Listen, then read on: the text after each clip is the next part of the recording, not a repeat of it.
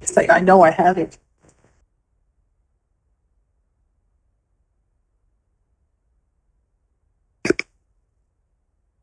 Good afternoon, everyone. Bon après-midi, tout le monde.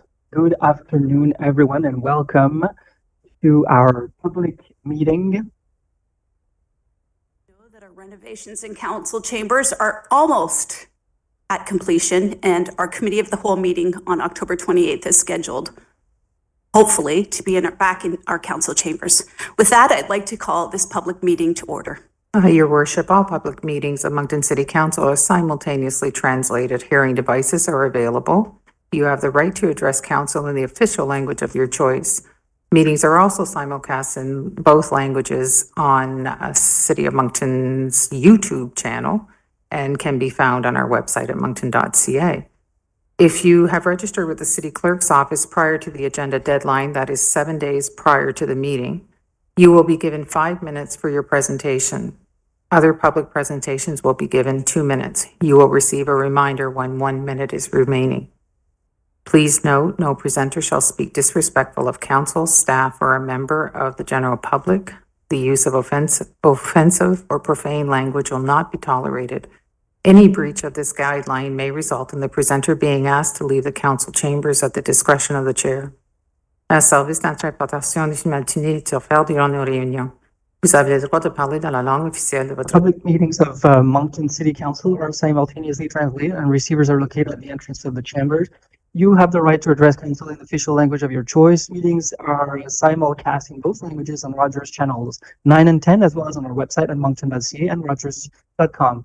Recap articles and streaming of these proceedings for a variety of media. If you have registered with the city's clerk's office prior to the agenda deadline, 7 days before the meeting, you'll be given 5 minutes for your presentation. Other public presentations will be given 2 minutes. You'll receive a reminder when 1 minute is remaining. Please note that no presenter shall speak disrespectfully of council, staff, or a member of the general public. The use of offensive or profane language will not be tolerated.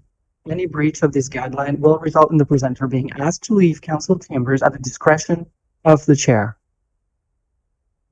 Yeah. Are there any? Thank you, Madam Clerk. We have 7 presenters and they will be called up.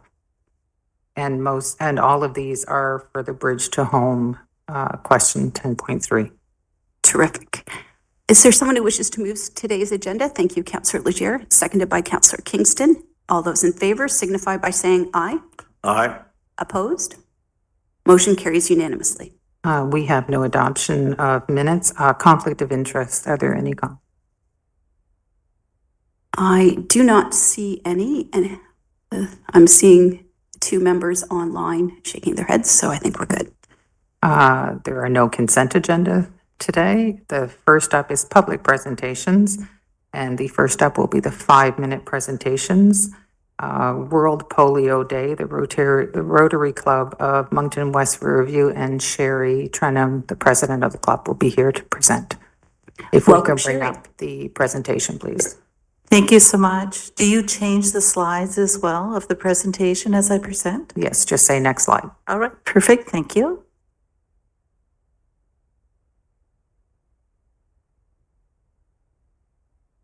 Thank you very much. Good afternoon, Your Worship, Council, and members of the public. I have a great opportunity today to tell you a little bit about Rotary International. And it actually was created in 1905 by a Chicago attorney, Paul Harris, and February 23rd is the anniversary date. And so it was for professionals with diverse backgrounds that they could exchange ideas and form meaningful and lifelong friendships. So we actually have 1.2 million Rotarians throughout the world in over 200 countries. And 45,000 Rotary clubs worldwide. And I'm proud to say we have 5 Rotary clubs in this area. And I'm really proud of our council and our mayor, who many are involved in the Rotary clubs in this local area and have either been immediate past president or president of the club. So I thank you for your service. So I belong as president of the Rotary Club of Moncton West and Riverview.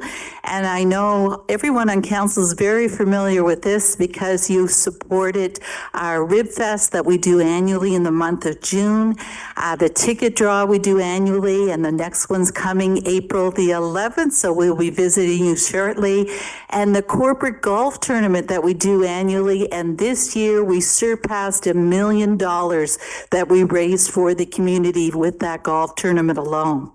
So in addition to our club, we have the Rotary Club of Moncton, where Councillor Susan Edgett was the past president. And we also have the Greater Moncton Sunrise Rotary Club, where Councillor Sean Crosman was the immediate past president, and the Rotary Club of Atlantic International Passport, where Councillor Paul Richard was past president, and the Rotary Club de Dieppe. So thank you all for your service to Rotary. Greatly appreciate it. Next slide. Oh, excuse me, just go back for a sec, sorry. So just to give a kind of indication of how many years Rotary has been in foundation, it's been in greater than 110 years. And we have over 47 million volunteer hours each year that is done by the Rotarians across the world. There's $291 million for global service initiatives just in the year 2023 to 24. And for the over 35 years, Rotary has been working to eradicate polio. Next slide, please. So there's 7 areas of focus that Rotary is doing today, and their focus has been extended to humanitarian service. So just quickly to go through that, peace building and conflict prevention is 1, disease prevention and treatment. 2, third one is water, sanitation, and hygiene. The 4th is maternal and child health. And the 5th is basic education and literacy. And the 6th is community economy development.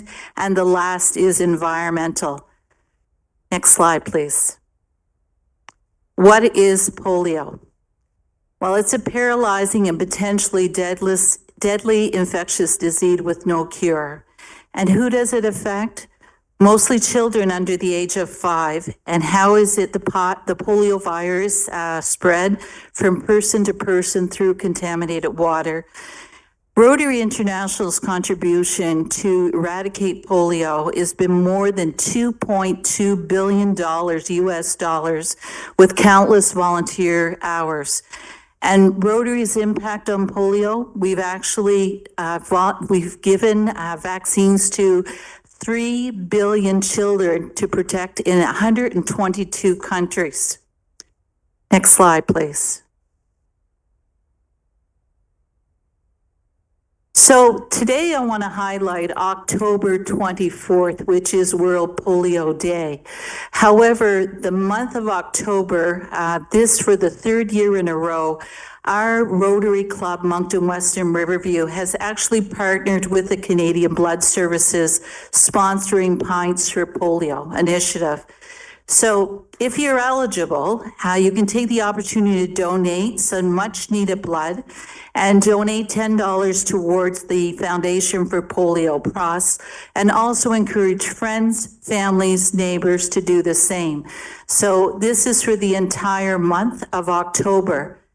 So in addition to that, Rotary International has actually committed $500 million in partnership with the World Health Organization to vaccinate children in Gaza, in Palestine, after cases of the disease appeared recently.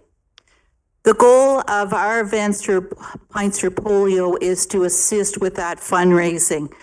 So the regular vaccinations for those children have been interrupted because of war. So the donations that Rotary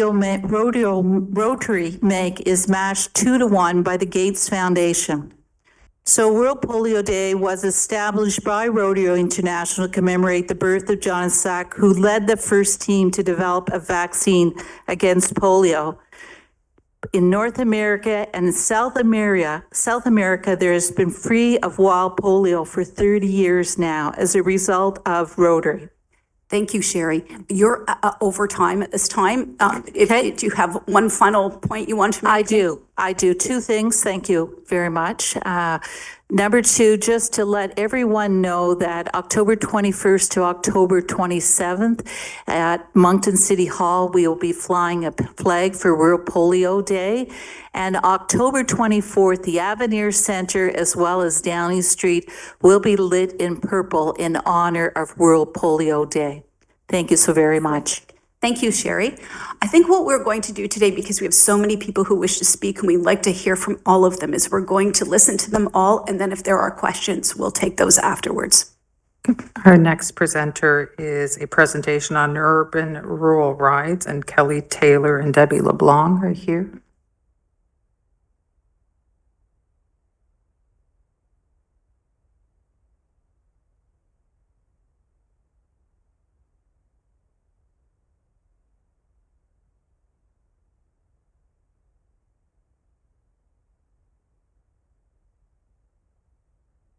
And right side here. Welcome, Debbie. Thank you. Thank you, Mayor, Council, and the public for having us today. My name is Debbie LeBlanc. Kelly Taylor's not able to be with us this evening. I'm with Julie Morneau. I am the volunteer coordinator with the Volunteer Center, as well as today, I am also the volunteer coordinator with Urban Rural Rides. Excuse my voice, I'm suffering from allergies. Urban Rural Rides, first of all, I'm going to give you a little bit of history about us. We came together, 3 groups, the Volunteer Driver Program, the Teledrive Albert County, and, can you hear me okay? And Rural Rides Petitcodiac Salisbury. We formed Urban Rural Rides and have been doing this for almost 10 years. We are a registered charity.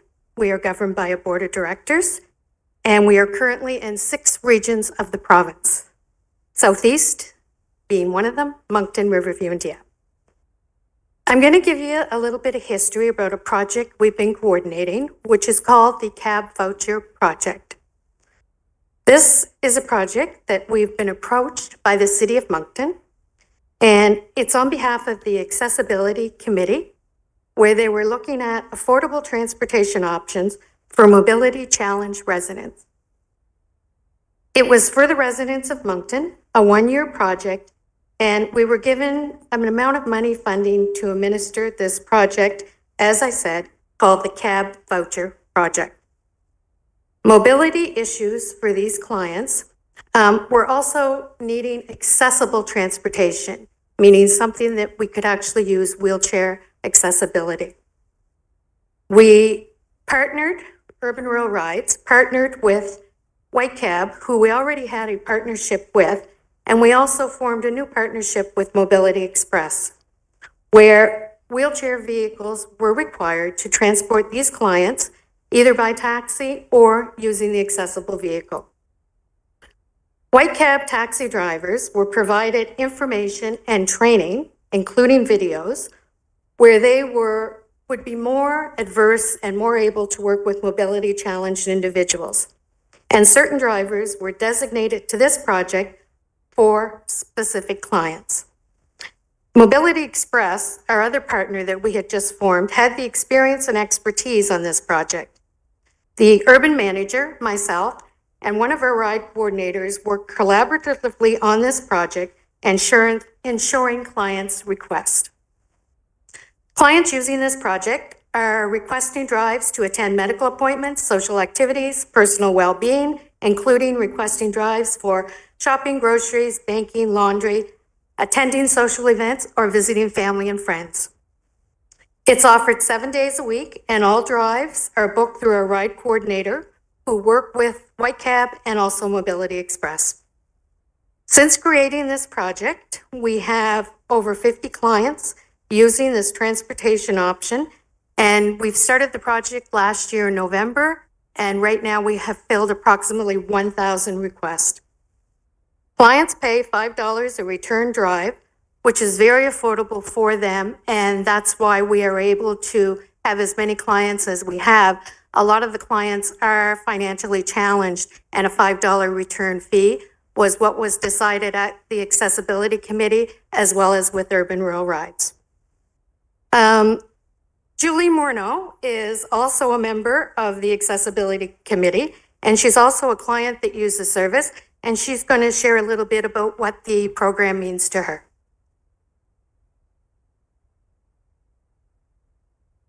Perfect.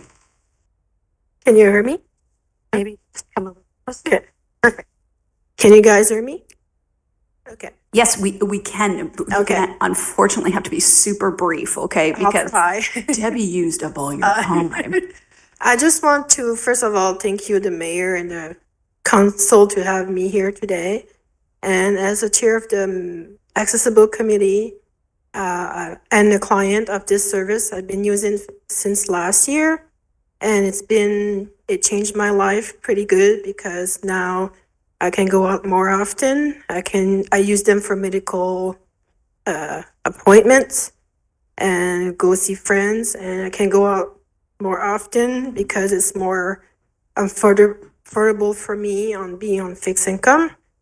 And it saved me sometimes to learn a new route, because when you don't see very well, yes, you can take the bus, but sometimes the bus doesn't go where you want to go, and you have to learn a new route all the time. So with these services, it saved me to do that. So once again, thank you for having me, and I hope this service continue, because it's not just for me, but a lot of my friends that are using it, they really love this service too. Thank you, Missy. Terrific. Great job, Julie and Debbie. Merci beaucoup. The next are 2-minute presentations, and all of these are on the notice of motion for Bridge to Home that will be coming before council later today.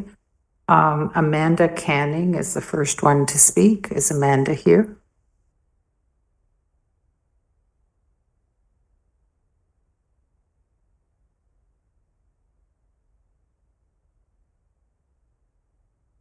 I don't see her. Amanda Canning? Okay. Monique Brideau?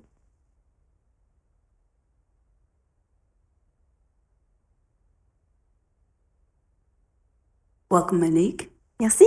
Je vais m'adresser en français. Bon, ben, bonjour tout le I monde. will be speaking in French. Good afternoon, everybody. I'm a health promoter for public health with the Vitality Health Network. I'm responsible for harm reduction, and I'd like to share information about health in relation to the hub. So public health is geared towards reducing inequalities and improving public health and health outcomes for the public in general by working on the social determinants of health, environment, social relations, just to name a few. So Vitalite, like other organizations, provide essential services through their outreach program that represents 29% of our interventions delivered to the hub or through the hub. There's vaccination, follow-up of infectious diseases, follow-up for management of infections, distribution of harm reduction materials, needles, needle exchanges, alcohol swabs, condoms. We also do sexual health prevention, and we work in partnership with a lot of community organizations present on the ground. So to adequately service this public, we need to have a central hub to allow people who live in homelessness to have access to other services, whether they be health services or support services, for food or transportation. So the hub accommodates some of the most vulnerable people who living in homelessness. So people with mobility issues or complex health issues, people who are using wheelchairs or who have just been discharged from a hospital. So it is also the first access point for somebody who tries to navigate the system or who experiences homelessness for the first time. Does that mean 2 minutes or 1 minute? 2 minutes. One last thing. So winter is coming fast and represents an increased risk for this population. So maybe I would like to insist on the fact that as a public health worker working for the Vitality Health Network, I think we need to adopt a global, a comprehensive approach, a benevolent approach for our homeless population here in Moncton. So I really encourage the public and Moncton citizens to try to find collective solutions to homelessness. Thank you for the opportunity to come before you. Thank you very much, Monique.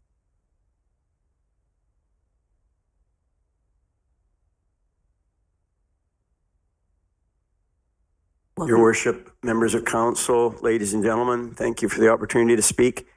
I'm from St. George's Church, where we offer a weekday and weekend meals, as well as showers, laundry, clothing, washroom facilities for those who are in need. At this time, I would urge you to vote against the motion to close the hub in 30 days for the following reasons. It's been a big job for John Howard to get a staff complement and train the staff. There's valuable experience that has been gained and relationships with those they serve. Also, there's been incredible collaboration and a meshing of the agencies and services that are being offered.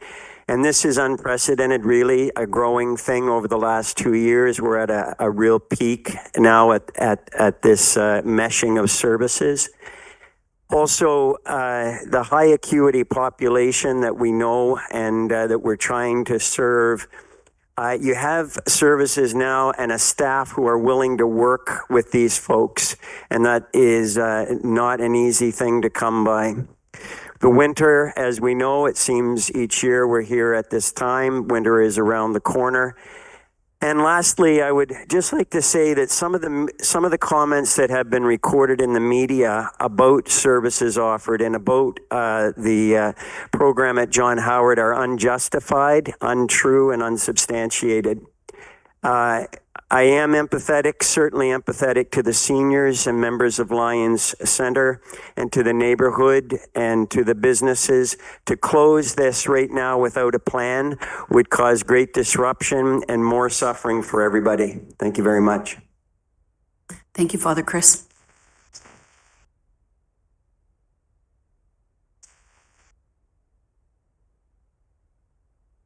The next speaker would be Sharon Warren.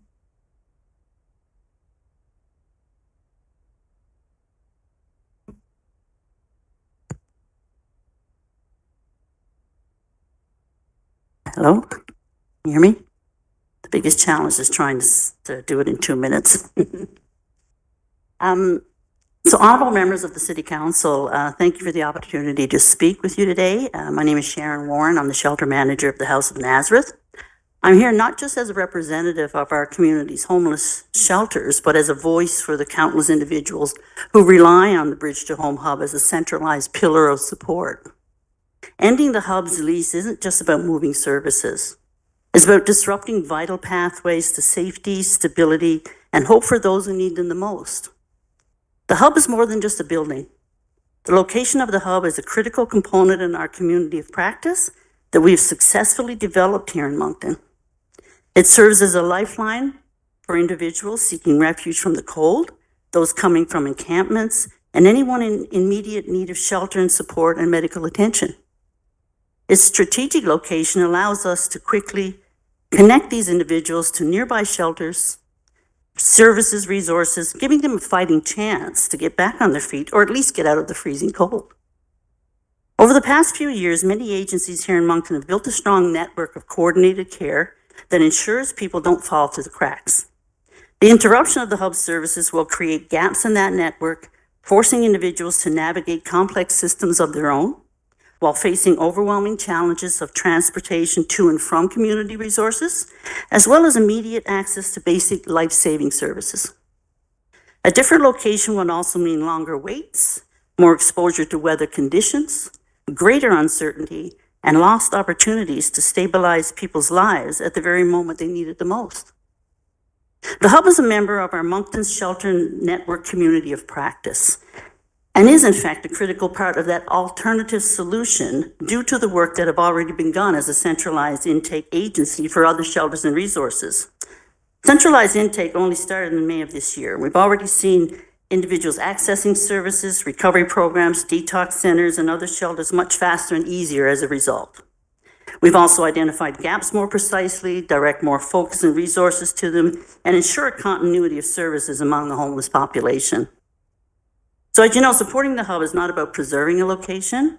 It's about preserving hope, dignity, and demonstrating to the entire Greater Moncton Tri-community that the city cares about its most vulnerable population and is willing to allow them an accessible, centralized service that they can use to rebuild their lives and become contributing members of the community. Thank you, Sharon.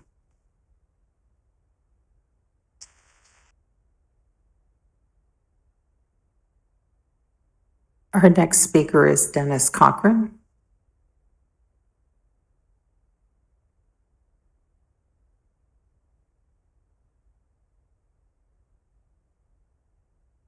Welcome, Dennis. Thank you very much, Your Worship, members of council. I appreciate the opportunity to be here today. I also brought a few of my seasoned friends with me, also known as seniors. And it's a bit of an awkward situation, and we do understand that you've been through a lot, and people put a lot of demands for social services on council, and we do understand that. At the same time, there is a need in this community for a facility for senior citizens. And I know you have a motion before you, and whatever you decide to do, we will work with that. But we're not insensitive to some of the things we just heard. And seniors aren't insensitive to the work that's being done by John Howard or Reconnect at the former facility. But one thing that we have to insist upon is it's not a concept of how you serve citizens in this case. It's a place that they can be served. And I read Isabel's statement after council made their initial decision, and it talked about committed to excellence in your seniors programming, and we are striving to find a solution. Well, we are here to help you find a solution. If you choose to do whatever you do tonight, that's the will of council. But then we will work with you if it's that site. We will also work with you if it's another site. And the operative word is site. There has to be a place to go. We're not nomads. We're not gypsies. And they want to be in a place that's recognized as a safe place where programming can take place for seniors. Fitness, activity, but equally important, social interaction. And you don't find that when you move from one place to the other every week. And I must give the Legion credit. They've tried to do a good job, and you followed that track. And what we're saying, it doesn't seem to be working. And what we need from council is recognition that for 50 years you provided a facility, and what we want you to do is to continue to provide that in the future for the senior citizens of Moncton, who quite frankly deserve to be treated with dignity due to their age and what they've contributed to this city and this community for the last number of years. So with that, we leave it with you. We're ready and willing to work. We're ready and willing to compromise, but we can't compromise on the fact that there's got to be a dedicated space. Thank you. Thank you, Dennis.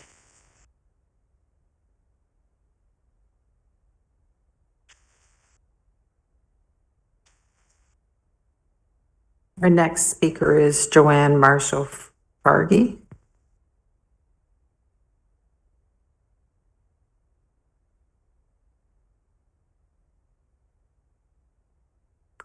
Good evening, and thank you very much, Council and Mayor, for having me here. I didn't prepare to have a 2-minute speech, but I think I can do it.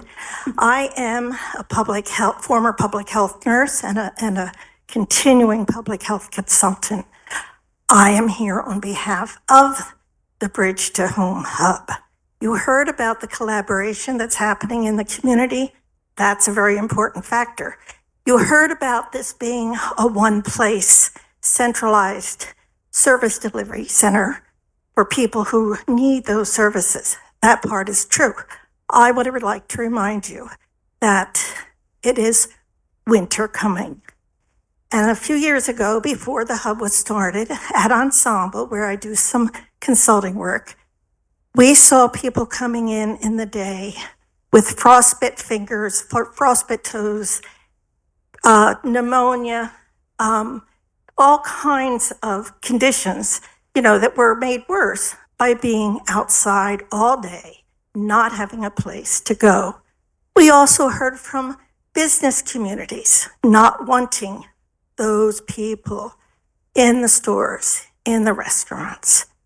The hub provides a place for persons, not only persons who use substances, persons who are struggling with mental illness, and we know there are very few places for them to be, and persons who are unhoused for any number of reasons, including young adults who age out of foster care and are asked to leave their foster homes. This group of people deserves dignity as well. These people deserve a site. And not renewing the lease without a plan that really addresses the incredible work that has gone on in the hub, creates a public health problem, but also in my mind, for the city, it creates a moral problem. Thank you very much. Thank you, Joanne. Next, Al Pendergrass.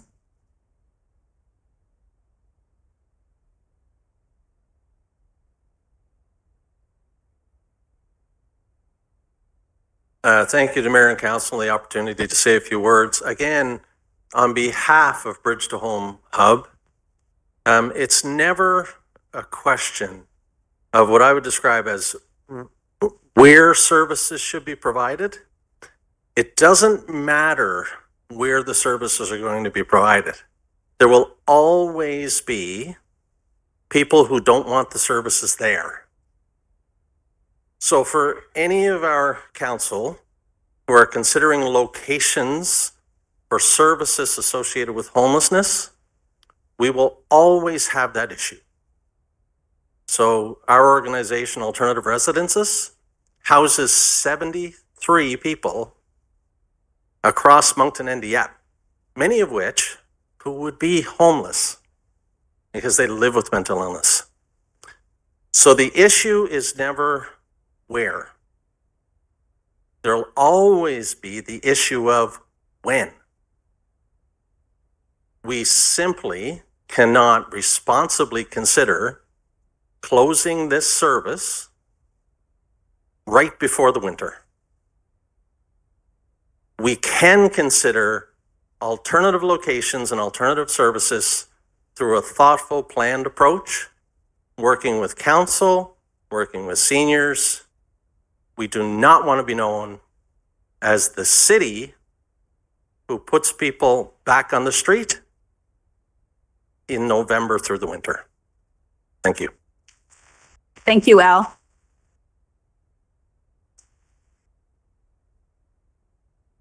We had another person register after the agenda was approved. It's Alain Giroir on masking. He has 2 minutes. Honorable Mayor, councilors, thank you. Just basically to follow up in the topic that I've breached in the past, because that's also going to be upon us very soon. For those who have not seen me, my name is Dr. Gerard, an orthopedic spine surgeon, and I'm a professional mask wearer.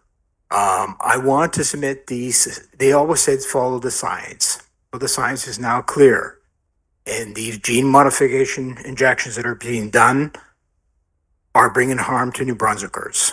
And there's in the transcript talking about this disease X and why we need to research it.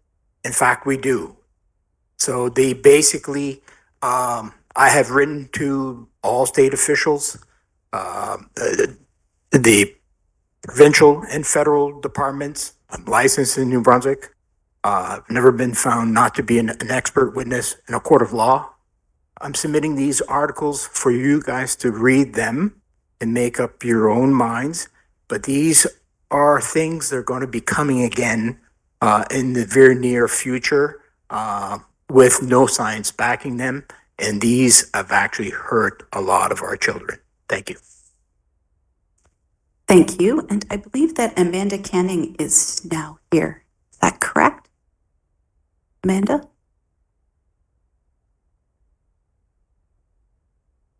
There she is. Welcome. Hi, thank you.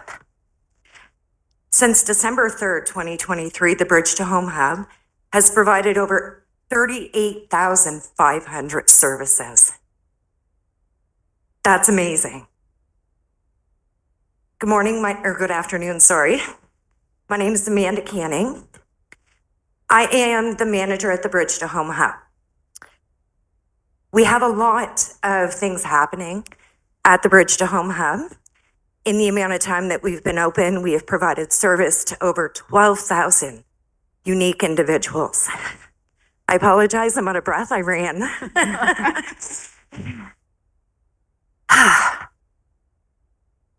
Our location provides services to some of the most unique individuals experiencing homelessness in the Moncton area, as well as individuals who are on the cusp of becoming homeless. We have been able to prevent and divert individuals away from homelessness to prevent them from entering the system where we already don't have enough beds to provide for them. I think it's fair to say everyone here understands and acknowledges that there are not enough housing opportunities for the number of individuals that we're providing services to. We have recently opened unique shelter beds. I say unique because we're filling a gap that we never were able to provide before. We have guests who have serious health issues, accessibility issues, and no place that they can go. If an individual is homeless and they need to go upstairs, without our service, there is no place for them. We have amazing PSWs on staff who are able to support them with their daily living skills, wound care. They're able to support individuals going to their treatment appointments, whether it is somebody who is discharged from hospital because of surgery or somebody who is experiencing a really intensive wound. I'm not sure how much community is aware, but we have some really unwell individuals living on the streets of Moncton. We now have a unique ability to meet those needs and help people get their health back. And at the same time, we're doing case management. We're making sure people are ready for when that housing offer comes through or when we're able to find the very few affordable housing units that are left in Moncton. When we started at Bridge to Home, we opened November 15th of last year. For the first 2 weeks, we operated 12 hours a day with a team of 5. Within that 2 weeks, we hired a team of 40. We have provided support and training. We are compassionate with one another.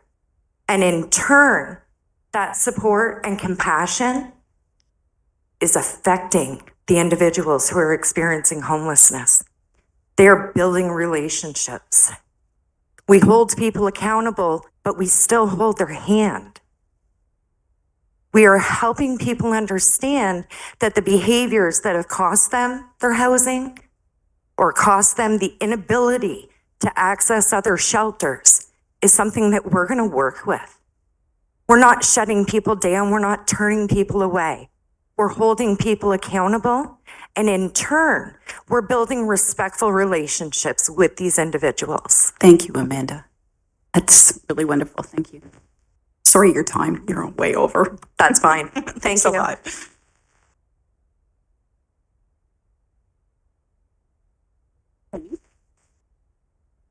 At this time, I would open the floor to council if there were any specific questions for any of the people who have spoken tonight. Go ahead, Councillor Crossman.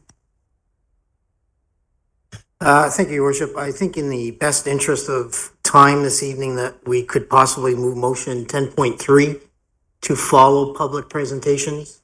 I know that we've already adopted the motion, but the agenda, but there seems to be a lot of people in the room that would, and we do have a heavy agenda, so I'll leave that in your capable. Yeah, I'm a bit reluctant to do that in that I know that there are people that were waiting to come for later too. So, and we also have a public hearing. That's also, there are many people here for that as well. So I think we probably should stay with the schedule just because I think people were trying to time when they should be here. But thank you. Any questions? I think I'm not seeing any. We move on. Oh, go ahead, Councillor Leger. Thanks to everyone who just gave their perspective of what we're seeing on our streets and what is happening at the Bridge to Home. First of all, I think what's important is that, and I do want to thank Dennis Cochran for maybe, you know, being the catalyst to bring seniors together with respect to our decision that we made several years ago related to the Lions Center. And I don't think it's ever been forgotten, but unfortunately, we've always been faced with a variety of different challenges. And again, this evening, we're having that discussion that we probably should have had a long time ago related to there is a need for a place, and then there is also for related to homelessness and so on, but there's also a need for our senior community. And so I think from that perspective, sometimes it takes us a long time to get somewhere. So in listening and in hearing what they're doing at the hub, I had the opportunity to spend several hours there after our last council meeting. And I also went to Mark Avenue, and both of those shelters are in Ward 2. And certainly from the outside, I would say 100% I hear it in terms of what people are visibly seeing. But what they're not seeing is what happens on the inside. And I think that's really important. And Vitalité, merci d'être ici ce soir. C'est certain que... Thank you for being here this evening. The services that are being offered today are very different than the ones that were accessible in the past. To the Bridge to Home, that there's a transition now from individuals who are hospitalized, who are homeless, and rather than discharging them to the street, they're being cared for at the Bridge to Home. And what it's doing is it's relieving some pressure from occupancy rates in the hospital. And I think it's really important. So, you know, I guess we'll see what happens with respect to the resolution. And I strongly agree that we need a plan. I think we're in a good position with respect to funding for the Out of the Cold shelter, I'm told. And I feel that, you know, we'll have that discussion coming. But I want to thank everyone, and hopefully you'll all stay until we get to that item. Thank you. Merci. Thank you. Deputy Mayor Thériault. Merci, Madame la Maire. Je voudrais également remercier. Thank you, Your Worship.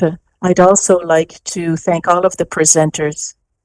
The dialogue that we've heard this evening is a very important one, and I'm very happy that we were able to listen to you and to hear you. I think there are solutions. I know there are people like yourselves that want to work with us, so we will make sure that we do so. I'd also like to give a special word of thanks to our friend Dennis Cochran. As a senior myself, I'm very happy to see the whole delegation that is here with him this evening. So thank you. And I hope we will be able to work with you in order to come up with a solution to this issue. Thank you to all of you. Thank you. Are there any other questions? Thank you, Your Worship, and thank you to all the guests that came and spoke. I just want to make sure that everybody knows is that it was, I know I've never spoke about any negativity about the John Howard Society. I think they're doing a great job at the hub, actually, and you know, it just goes to show from people speaking. But back a few years ago, 3 or 4 years ago, when I sat on the seniors board, it was brought to our attention that we were in a mess and that we needed some place to be able to let the homeless find some place to stay over the winter. And sitting on the board at the time, the members of the board had decided, yes, you know, as seniors, we understand that something has to be done. There has to be a place for them. And I think that with that being said, I think the seniors have done as much as they possibly can. But I think that we as maybe even council or maybe even the provincial government has failed because it was supposed to be just 1 year. And then they came back and they asked us again for another year, and we did. And it seems like every year it's the seniors that don't have a place.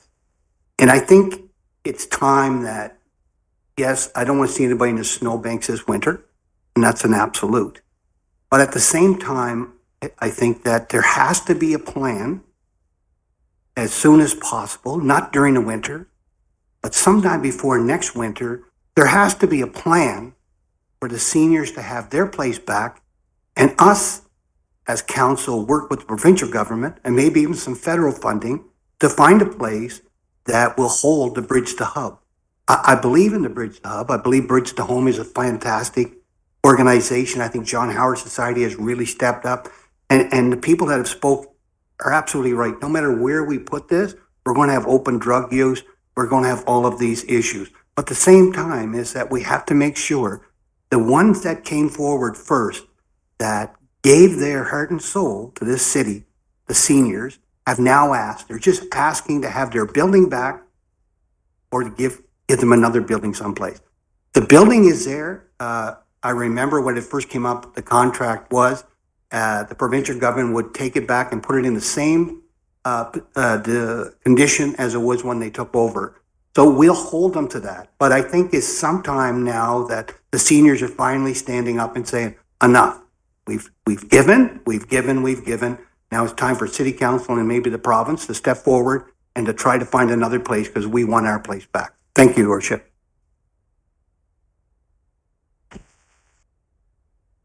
Councillor Kingston, go ahead. Thank you, Madame Addis, and thanks everybody who presented on Bridge to Home. It's as Councillor Butler alluded to and other councillors tonight, it's we live it every day on council, and as seniors, in which I'm a senior as well, it's good to stay active in the city, whether we're playing hockey, whether we're going to Danse Sans Code at the Aberdeen Cultural Centre, whatever activity we were doing, it's important to keep engaged. Very good point by Mr. Cochran about the social interaction. And it's a good distinction that was made, Dennis, obviously, you've made it before on the efforts here tonight to deal with the motion and discuss it properly, but to also continue our efforts, as Councillor Butler pointed out, on a home, a permanent home for a large group of seniors in the city. It's a big city, as we know. I live in Louisville. Crosman Center happens to be handy to me, but there are other parts of the city that it's hard for the seniors to get around and maybe travel to other locations all the time. Although there are a number of great activities being offered around the city,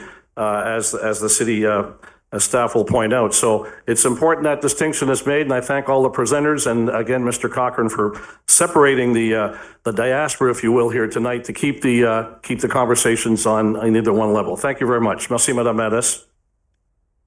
Terrific. Thank you. I don't see any other questions at this time. I think we can move on. Thank you.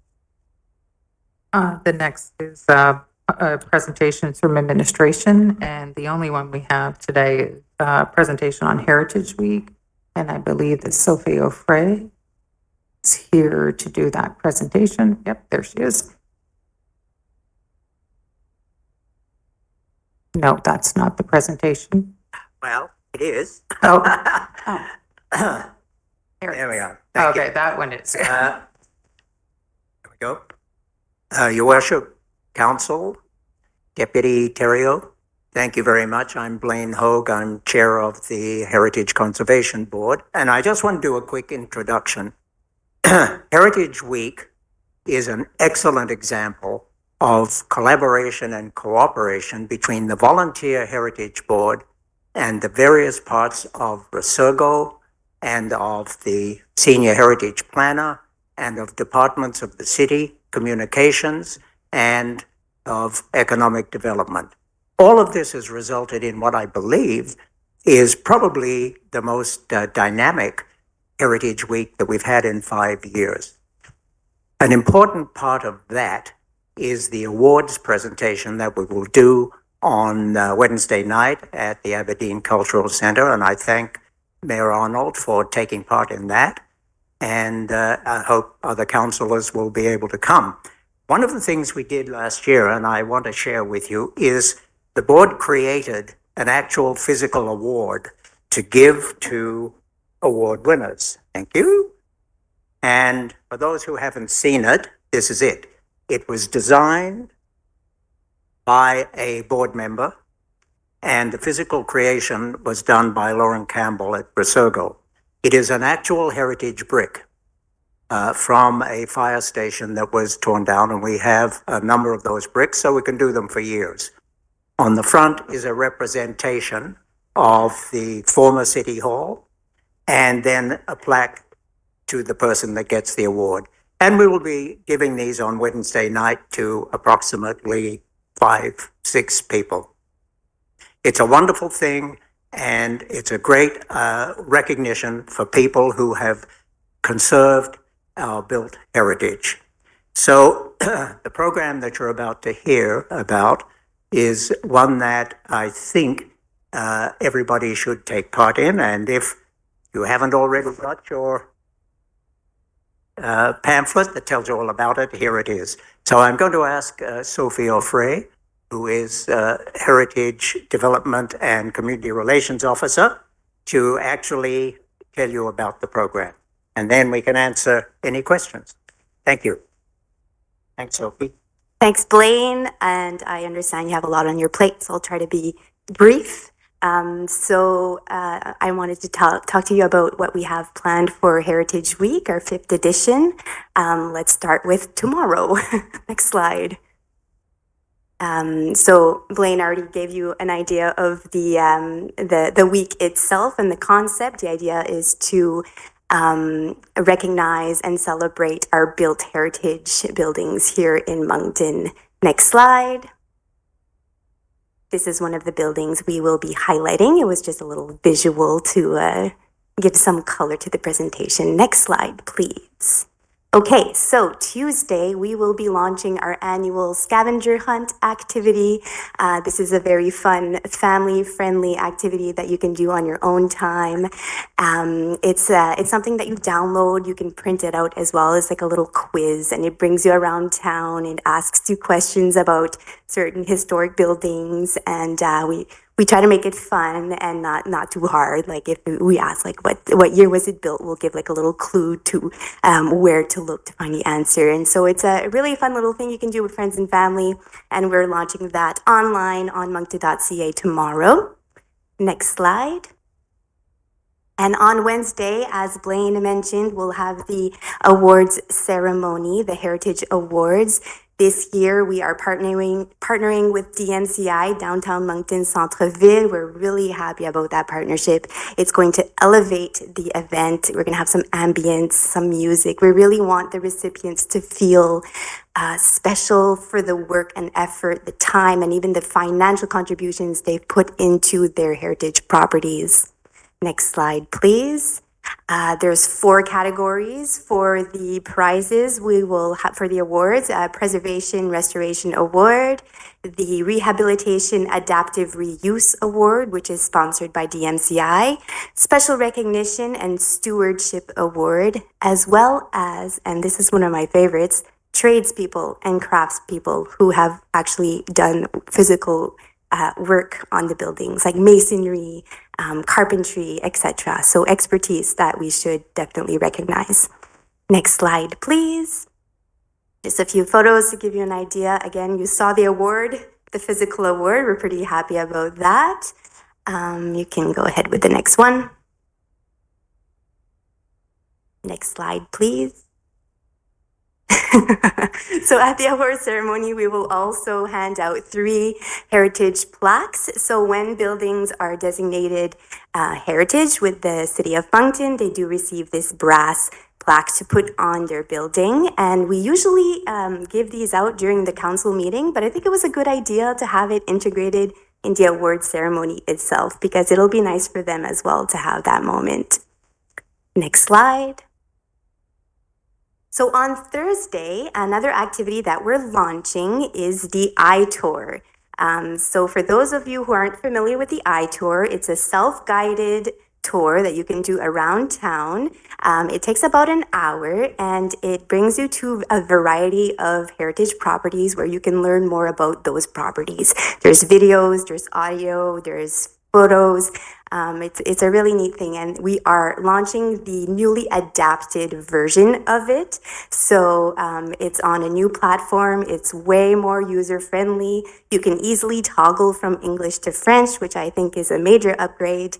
And you can also start from any of the buildings. So you don't necessarily have to be at the start of it and do the whole thing to get to the end.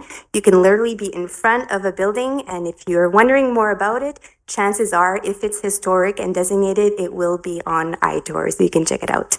So my colleague Lauren Campbell and I will be at City Hall to launch this. You can come see us between 10 and 2. We'll have activities and surprises as well. Next slide. And our grand finale is on Saturday. It's our Doors Open event. This is a yearly event we've been doing for many years, and we're happy to have it part of Heritage Week. On Saturday between 10 and 4, the participants, everyone, residents, visitors, are invited to come and discover a selection of 3 heritage buildings in Moncton. They will experience a behind-the-scenes kind of activity, if you will, a guided tour from our volunteers. And we have 3 really interesting buildings this year. Next slide. Oh, this is a few photos from the past of our beloved volunteers in some buildings that we've explored to give you an idea. Next slide, please. Okay, so the first one is 86 Botsford Street, known as Oak House. It's a lovely residence building. It was built in 1895 by a captain. I'll be really quick.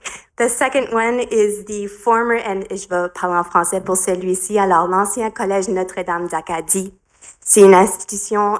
This is the former Notre-Dame de l'Acadie College, and it was the first building to offer education to young Acadians here in New Brunswick, and it's very exceptional. This especially Antonine Maillet was one of the graduates of the college, and there's some really nice things to see in the building.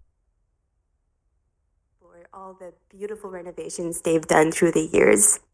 Et voilà, désolée d'avoir pris un peu plus. And sorry I took up so much of your time, but thank you very much. Deputy Mayor Terrio, don't go too far there, Sylvie. Deputy Mayor Terrio, go ahead. J'ai pas vraiment de questions. I don't have a question, Sophie, but I'd like to thank you, both you and Blaine. There are some board members here this evening. I'm not sure who they are, but we have an incredible board with a variety of expertise. We have young people coming on the board, which is really absolutely wonderful. So, and also you mentioned those who invest in our heritage. It's so important to recognize these people, and we have many who do. So thank you so much, and merci au personnel. Vous êtes. And thank you to staff. You are truly extraordinary. Thank you. It's our pleasure. Any other questions? Okay. Thanks, Sophie. You're welcome. Okay, the next is planning matters, les questions d'urbanisme. And the first up today is une présentation publique de rezonage et modification. Public presentation, rezoning and municipal plan amendment at 224 Killam Drive. Presentation. Okay, good evening, Your Worship and Council. We have a public presentation tonight on a municipal plan amendment and zoning bylaw amendment at 224 Killam Drive. If we can go to the next slide, please.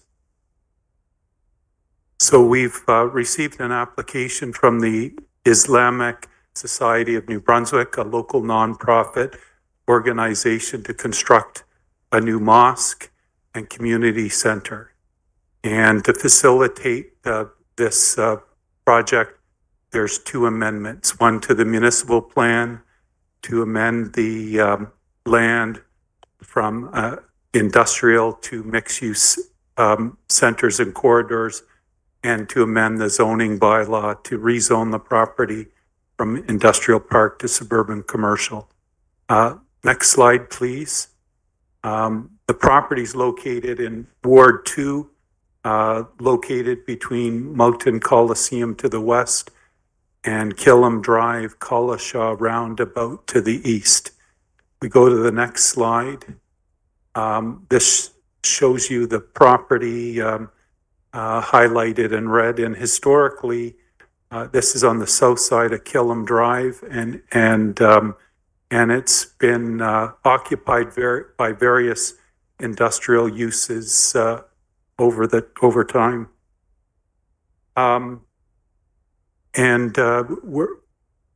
Through the upcoming municipal plan review, planning staff are looking to encourage the city to try to transition this major arterial and collector roadway from the current uses, the industrial that you see on the south side of Killam, to more of a mixed-use corridor. And this application represents the sort of first project in this area that will assist with carrying that out. We go to the next slide. This is the site plan, and the lot's approximately 1.25 acres in site. It's got about 77 meters of frontage on Killam Drive. There is an existing telecommunications easement on the left-hand side of the lot to the west, and this has got to be respected. And they've sort of strategically located their driveway entrance into this easement to provide access to the cell tower, but as well the overall development. And then the mosque will be limited to a one-story building with a total gross floor area of about 850 square meters. Next slide, please. There was a traffic, these are some renderings of the building. And if we go to the next slide, there was a traffic study done. And the purpose of the study was to estimate how much additional traffic this development would generate, and determine if there would be any impacts. And overall, it was determined the mosque would have no significant impact on traffic operations. The study showed the peak period for the mosque would be Friday afternoons, and during this period is estimated that 214 new trips would be generated. And by contrast, this peak time doesn't actually align with the real peak time. So when you look at traffic on Killam at the peak part of the day, so there's a lot less trips here, and overall it's been assessed that there's no real impact. Part of this study also looked at, we also did a parking study and explored demand for this site, and they're going to be proposing 58 surface parking spaces on the site. The zoning requires 86, so there's a variance being built into the application. But there was an assessment done to determine if on-street parking in the area could accommodate, additional users when required, and that can be accommodated. Part of that, there's also a crosswalk proposed to facilitate safe movement of people, and the city will be installing a rapid flash crosswalk similar to the photo you see on the slide, and that will assist with safe crossing in this area. If we go to the next slide, these show you the bylaw amendment maps. On the left, you see the industrial park, the zoning changing from industrial park to suburban commercial, and the municipal plan map on the right It's changing from an industrial designation to a mixed-use center and corridor designation. And if we go to the next slide, administration is recommending Moncton City Council proceed with this application and with a resolution with conditions including but not limited to: first condition, that the existing building be removed from the site prior to issuance of a development permit. The second condition, that prior to the issuance of a development permit, the owner shall contribute 50% share to the cost of the rectangular rapid flash peaking crosswalk installation as shown on the site plan. Go to the next slide. Condition 3, prior to the issuance of a development permit, a local government service easement be registered on the subject property for the purposes of the sewer and storm lines. Condition 4, that any exterior lighting shall be installed to direct away from neighboring properties. Condition 5, landscaping be completed as per the site plan and no later than 1 year of the issuance of the development permit.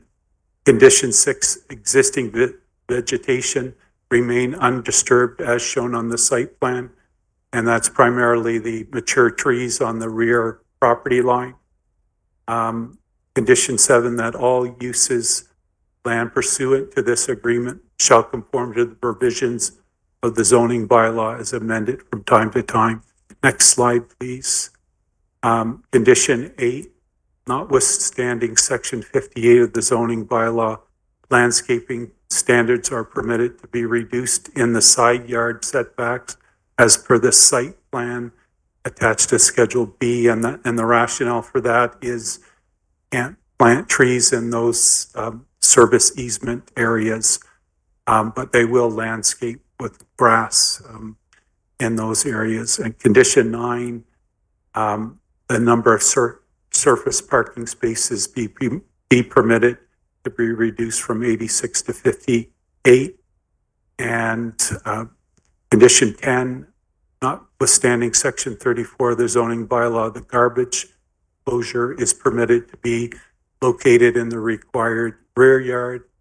And condition 11, notwithstanding section 50 of the zoning bylaw, minimum of 10 bicycle parking spaces are required.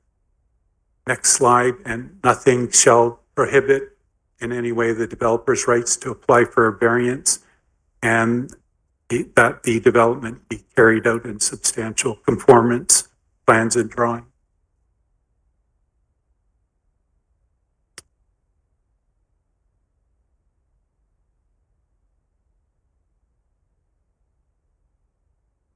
And I turn it back to Okay. you. Sorry. I wasn't sure if you had more to say. No.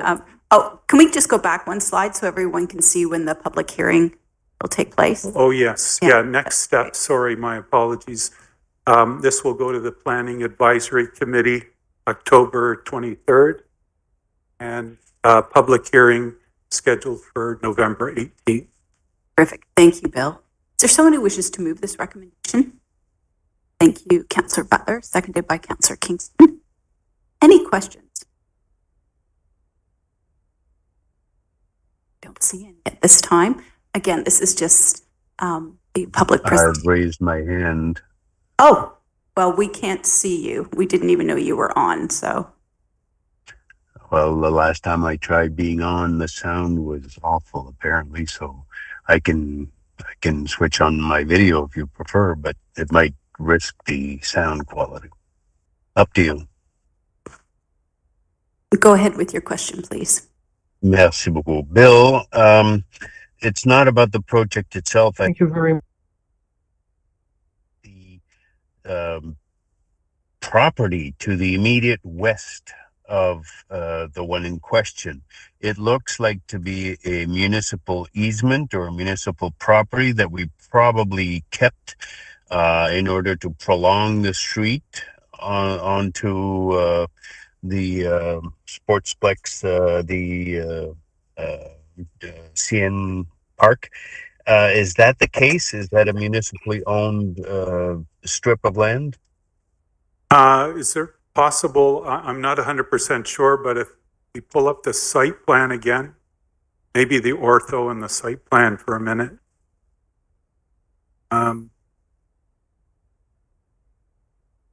It looks like land for public purpose.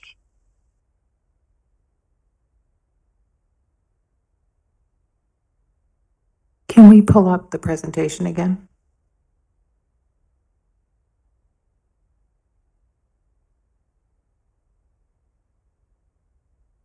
I guess it is probably a right-of-way owned by the city. That's what it looks like. Do we have any plans for that? I can't imagine that we would use it because we'd have to cross over a CN rail line, maybe for emergency purposes or something like that. Why would we keep that chunk of land? Well, I'd have to look into, or I'm not 100% sure the details on this lot. My apologies. I can, as this is a public presentation, I can get that information for the public hearing and build it. Okay, perfect. That would be good. The reason I'm asking the question is that if they have to have a variance on because of parking, limited parking space, if we don't use that land and have no intention of using it, would that sort of be enough space to make up the shortage in parking? It may, but I think with active transportation and promoting the use of transit and walkability in the neighborhood, I'm not sure we want to increase more parking in this area, but we can look at this further. Well, it's not to encourage parking. You just said that they're asking for a variance because they don't have the same amount of parking that we as a council require. Did I misunderstand that? No, but they may need additional parking during certain peak times, but those parking, what we're saying in the report is there is an opportunity to park on the street in the neighborhood. There is on-street parking, and we're facilitating a crosswalk. But we actually want to encourage more walking and active transportation as opposed to everyone using cars to go to this community center. So, but well, I won't prolong it, but could you at least look into it for the public hearing by the time it gets in? Because I'm not quite sure your logic makes sense. We are encouraging people to park on the streets, but we're not encouraging people to use their cars.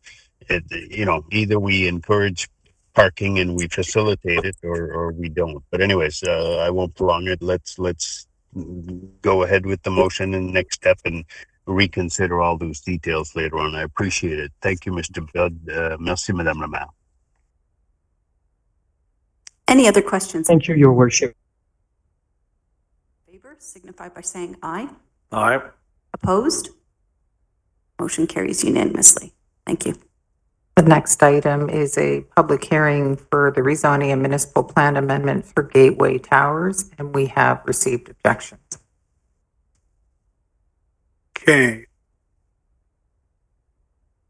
So if we go to the next slide, we have an application proposing to amend the municipal plan schedule by redesignating portions of various PIDs from downtown to PA plan area, an application to amend the downtown core community improvement plan, secondary planning area to include subject portions of PIDs 7046066 and 00697847.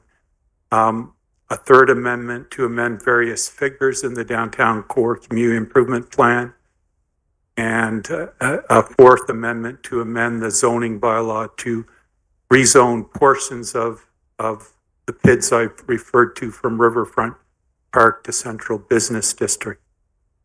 And the proposed bylaw amendments are being requested in order to accommodate a mixed-use development with approximately 380 residential units. The development includes a two-story podium commercial uses on the main floor, two 17-story residential towers, townhouses, underground parking to be located at one boundary. And the applicant is JN Laffert Realty, Inc.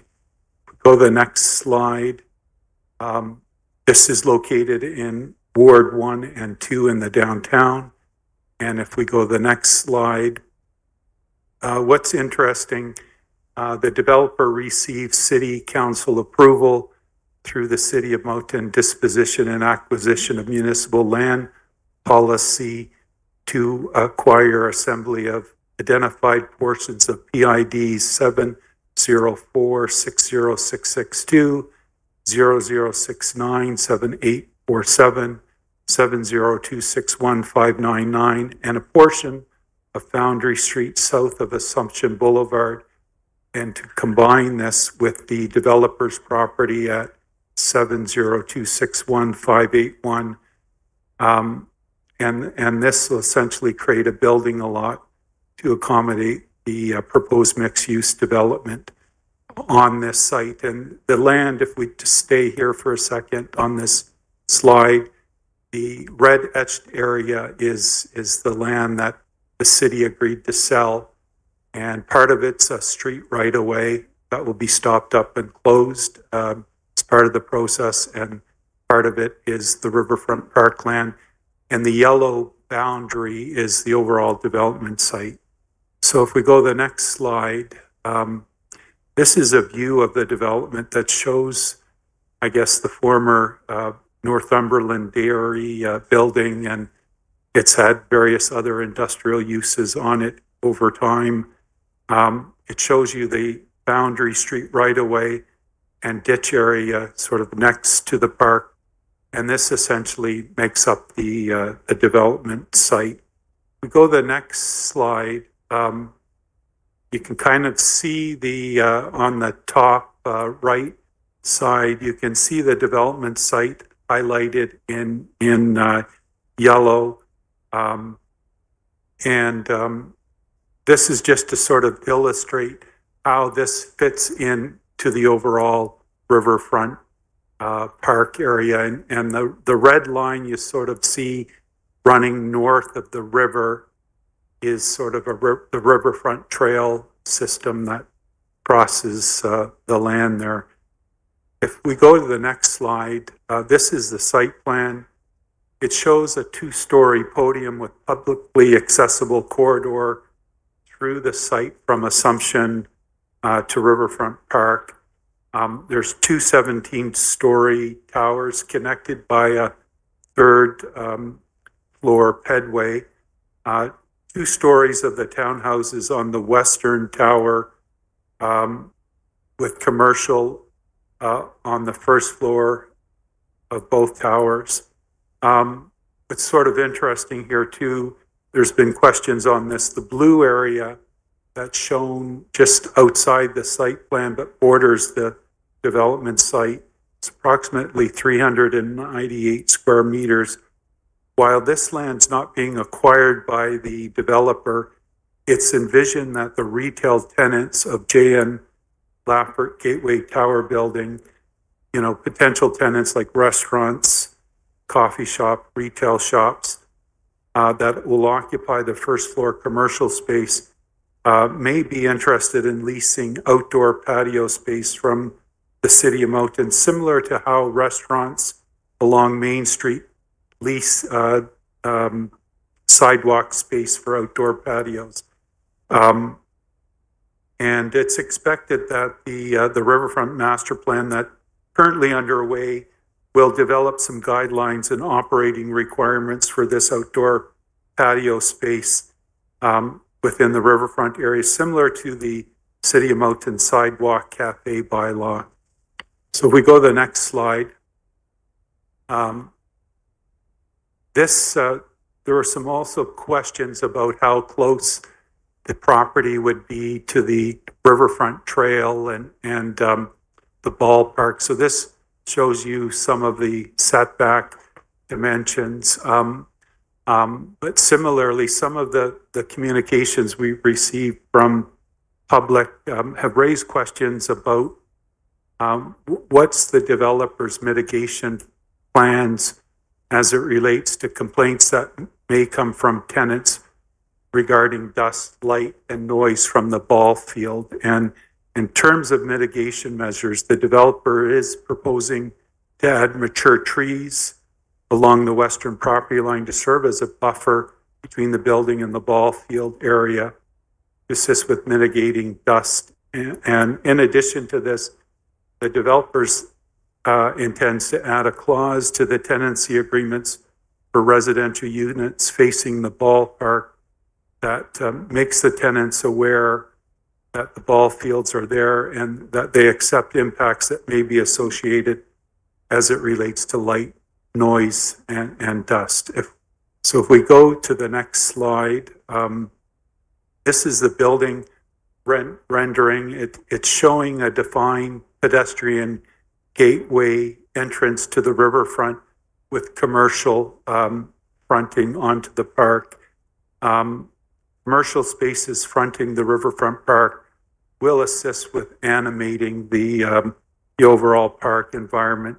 The western side of the site, the pedestrian walkway, I mentioned the tree buffer between the ballpark and the perimeter of townhouses. You can see that here. And the towers, the two towers help maintain that view plane through to the river within the surrounding built up area.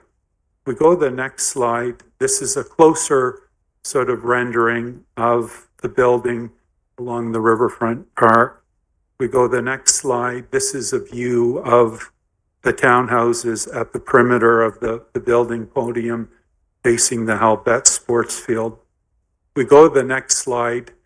Maybe we just pass over. This was an early rendering. I'm going to show you an updated one at the end. So what's important? This slide is really important. It shows you the overall development concept from the existing downtown core community improvement plan, master plan for downtown revitalization. It's a secondary municipal plan. And what you see in the lower right that's sort of circled is privately held lands. And it's envisioned that there is a sort of going to be a mixed use, higher density project envisioned in this corner. Part of the land that's circled there is owned by J.N. Lafford on the left. And then on the right, I believe it's MB Power. And you can sort of see the Foundry Street south of Assumption, and part of that circle area to the left is what the developer's trying to include to make his development happen. The rest of this whole area, and you'll see later, is part of a riverfront precinct south of Assumption, and it really is intended to preserve the rest of that riverfront as a sort of a parks and open space area. And again, the riverfront master plan that is underway will help define what that will look like. Go to the next slide. And I mentioned earlier, the Downtown Core Community Improvement Plan contains a number of neighborhood districts. You can see them in different colors here. The riverfront is shown in green. And again, the proposed development is contemplated on private land there. If we go to the next slide, I think sorry. Part of the lands contained within the Downtown Core Community Improvement Plan, including the Moncton Law Courts, are located in an area that's subject to flooding as shown by this resilient space plan, sort of the area that's highlighted in yellow. And the Downtown Community Improvement Plan acknowledges the close proximity of the Petty-Kodiak River and climate change impacts associated with sea level rise, intensifying storm surges, intensifying precipitation events, and related inland stormwater flooding as shown, and this is sort of a flood, a 1 in 100 year flood projection based on scientific studies to mitigate the risk associated with overland flooding events. The city's zoning bylaw establishes a benchmark for new construction at 10.5 meter elevation, which is above the area that's projected to be flooded in a 100-year storm event. And in addition to this, there's conditions that are placed on parking structures utilizing flood mitigation strategies to design buildings to accommodate flooding. And this approach has been used in other developments, such as the existing Three Sisters and the courthouse is another example. If we go to the next slide, if we go to the next slide, please.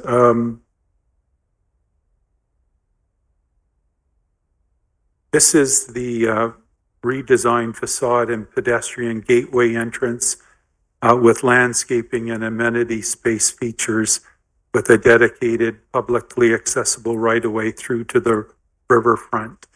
And if we go to the next slide, this is a closer view of the gateway feature, and it's intended to be a welcoming, publicly accessible year-round gateway through to the riverfront. And when you're going through that corridor, there'll be commercial and retail outlets facing the riverfront that the public can enjoy. So this is not just a private development for the people that live there. It's intended to help animate the riverfront park, and people that use the riverfront park be able to use the space that will be provided through the commercial uses.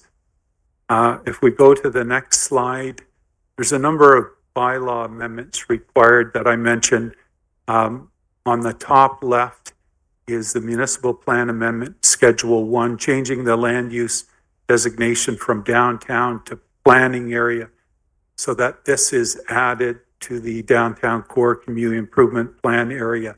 So you sort of see that etched area on the south west corner of Assumption and Foundry, and that's the area that the developer's acquiring from the city and will be added to the plan to enable the proposed development. The middle map is the amendment to Schedule 4 in the municipal plan, amending the boundary of the downtown core community improvement area to include, and you sort of see the red boundary that's being added, and that's the area that's being assembled for the development. And then the third map on the right is the zoning map, and it's showing the lands being rezoned from Riverfront Park to Central Business District. And then if we go to the next slide, the actual downtown core community improvement plan, there's a number of figures that have to be updated to include this area in the plan. So what you see here, it's hard to maybe see the detail, but the figure 12, the public realm is being updated. Signature addresses, figure 13, is being added. If we go to the next slide, on the top, you'll see the overall development concept here is being updated, and the master plan legend referencing revitalization projects is being updated. If we go to the next slide, this is the overall development concept, and you can start to see the project here as well. We've updated the concept to include the Three Sisters development that's currently underway just to the north of Assumption. And if we go to the next slide, other schedules. This is the neighborhood districts slides, and there's a number of them, like the corporate district, the Upper West Side, the North Interface, Brownstone District, and Riverfront, and they're all being updated, and this concept is being updated. If we go to the next slide, same thing here, and we go to the next slide, and I apologize for the scale, it's not coming through well. What you see here is the circulation map, and just bear with me here. And the streetscape classification map is being updated. We go to the next slide. The parking.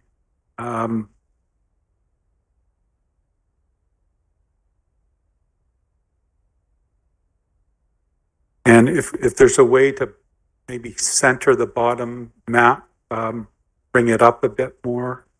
Yeah, this one here is important. It's figure 25. It is the built form character, and it shows the gate. There's an important gateway feature in the plan, and this development is located in the gateway to the riverfront. And where you have development on the riverfront, you're trying to facilitate gateway entrances, and this development respects that requirement here. If we go to the next slide, you see the resilience map, and then the parking maps are being updated. And we go to the next slide. The transit model slide is being updated, and the future parking is updated. We go to the next slide, and this is the final one, and this shows you the implementation plan for urban renewal and infrastructure projects for the downtown area. And if I can just spend maybe a second on the infrastructure. There's been a lot of concern raised about climate change and the flood, potential flooding. And so the infrastructure is being renewed, and part of the physical adaptation is to separate storm and sanitary, so you don't have sewer backing up. And the other thing is to raise the elevation of the streets to be more in line with the geodetic building elevations. So over time, all the streets are going to be raised, and that will help address some of the climate change. And that work is sort of underway right now. When you look at the streets off of Robinson and Lutz and part of Assumption and Westmoreland that have had modifications. We go to the next slide. There's a recommendation that council approve these amendments, and subject to a resolution with conditions, but not limited to. And the first one is that a stop up and close of the portion of Foundry Street be approved as per plans. That portion of, second condition, a portion of PID 702-61599, a portion of 704-60662, PID 00697847, be consolidated with the developer's property 7061581 to create a building lot as per plans before a development permit is obtained. Condition 3, that the developer shall employ additional flood mitigation measures to reduce the risk and impact of flooding in the lower level of the parking structure. These flood mitigation measures are to be prepared by a certified professional engineer licensed to practice in New Brunswick. Condition 4, prior to the issuance of a building and development permit, the landowner shall enter into an agreement as it relates to condition 3, to ensure with proper performance and any terms and conditions required. And we're currently doing this now, and the current developers entered into this agreement. It's registered at Three Sisters, and this would be the similar type of agreement. And in that agreement, it has conditions to save the city harmless against any future claims that may be associated with flooding. And also in the agreement, the developers required to, anyone that has a parking agreement in the building, they're made aware of the potential future risks and accept that. But part of the overall mitigation plan will build in alarms, notices, and making people aware of those conditions in case there ever is a flood event. And hopefully there is enough time to project that and notify people. If we go to the next slide, the developer enters into a development agreement. The City of Moncton relocate municipal infrastructure, including the combined sewer, as part of the stop up and close of Foundry Street south of Assumption. Condition 6, a servicing, lock rating, and drainage plan be submitted, accepted by engineering prior to issuing a building development permit. Condition 7, developers responsible for implementing recommendations contained from the transportation impact study. Condition 8, that a detailed landscaping plan be submitted to administration prior to the building and development permit being issued. Next slide. Condition 9, public right-of-way creating the pedestrian access through to the Riverfront Park as part of the gateway entrance be registered against the property as per plans. Condition 10, the commercial space facing the riverfront, publicly accessible entrances from the trail system be developed, maintained as per building plans. Condition 11, all uses pursuant to this resolution shall conform with the City of Moncton zoning bylaw as amended from time to time. Condition 12, if there is an accidental discovery of archaeological resources during any drilling activities, the proponent should follow Section 9 of the Heritage Conservation Act, which requires that work must stop and the proponent must notify the Archaeology and Heritage Branch. Next slide. Condition 13, that the final site plan being submitted for development and building permit show the 30-meter setback from any wetlands, including provincial significant wetlands, and obtain approval from Wawa for any works within the 30-meter buffer area. And just on this point, this site is well outside the 30-meter buffer of the provincial significant wetland. So I would show you a map. The Riverfront Trail is even outside of that 30-meter provincial significant wetland buffer. And this site is north of that. Condition 14, that any impacted soil and or groundwater must be managed in accordance with New Brunswick Department of Environment and local government guidelines for management of contaminated sites. And if remedial actions are required, they must conform with that. Condition 15, notwithstanding Section 42(1)(d) of the zoning bylaw, parking is permitted between a portion of the building and the street as per approved plans. Next slide. Almost through here. Notwithstanding 117A of the zoning bylaw, the ground floor fenestration ratio is permitted to be reduced for a portion of the building as per approved plans. Condition 17, notwithstanding the building design guidelines that deal with street, wall, and building frontage requirements contained in the downtown core community improvement plan, parking area may be permitted between the facade and the street as per the plans. And the next slide, nothing shall prohibit the developer's right to apply for a variance.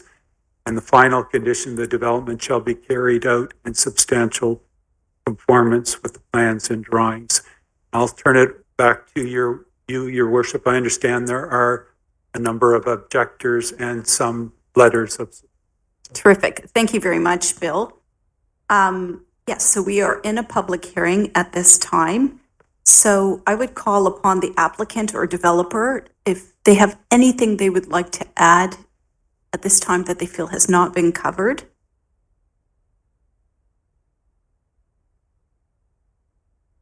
Bill, are they here? Oh, okay. Oh, sorry, I can't see you. You're good at this time? Okay. Any proponents of the rezoning? Anyone who wishes to speak in favor of the rezoning at this time? Somebody who is registered as a neutral, and it was Alain Mickey. Alain Mickey here, and does he wish to speak?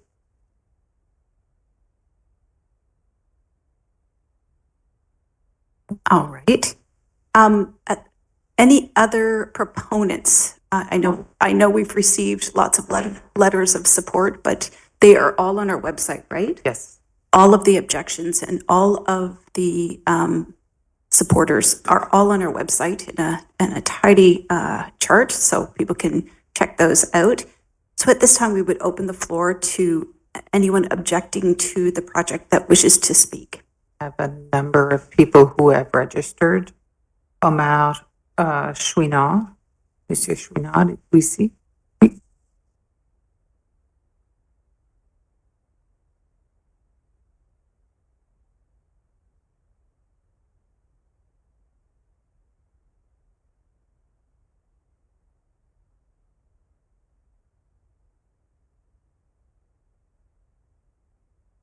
Madame la maire. Your Worship. Your Worship, Deputy Mayor. Councillors.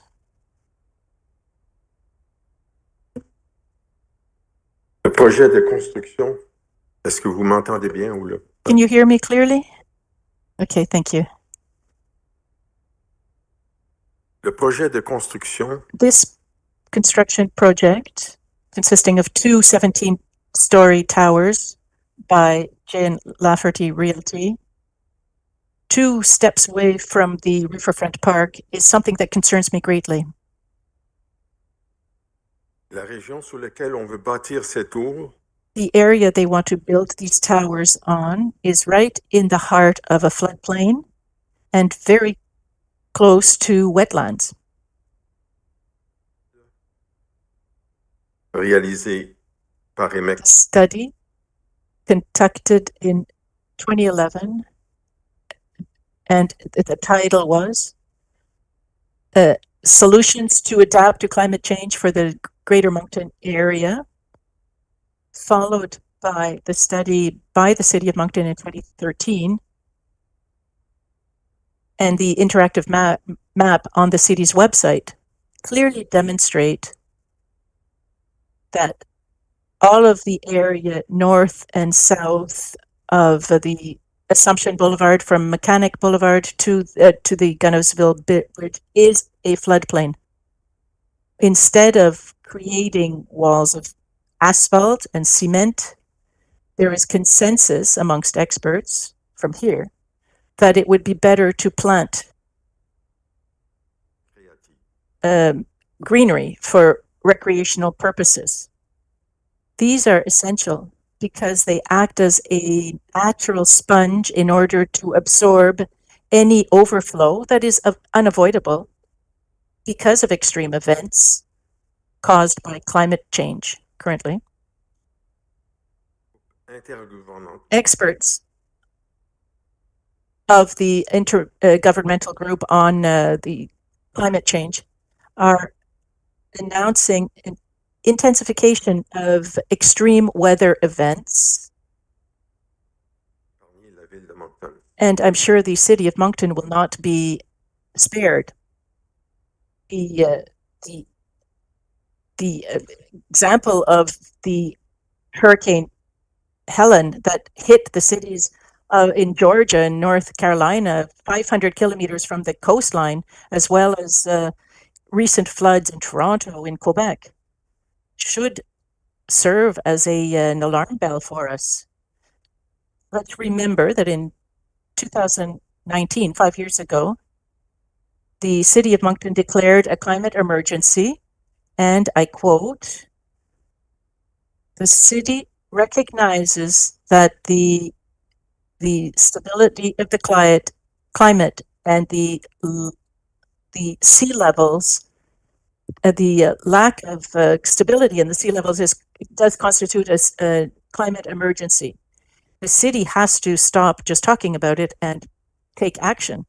We need creation, we need engagement and commitment in order to make sure that the ecology, the environment, and green spaces do not become the victims of finances. The construction of these two enormous towers in a floodplain and on a fragile soil, as the developer himself mentioned, because he has to plant 593 steel pylons up to 90 feet deep in order to hit bedrock. 90, yes. That should be sufficient to refuse this project because it goes against the whole principle of climate change adaptation and mitigation.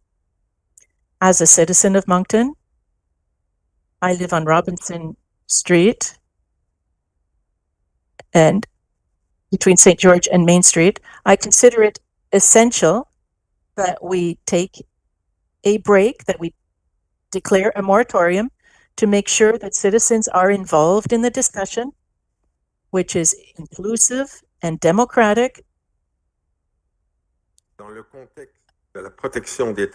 the issues of this project in the context of the protection of a floodplain, in the protection of the riverfront ecosystem, which is fragile, and on the environmental impact that would be caused by these climate changes in our city. Thank you for listening to me. Thank you for your attention.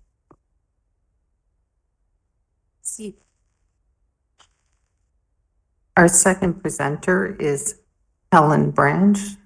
Hélène Branch. Merci, Hélène.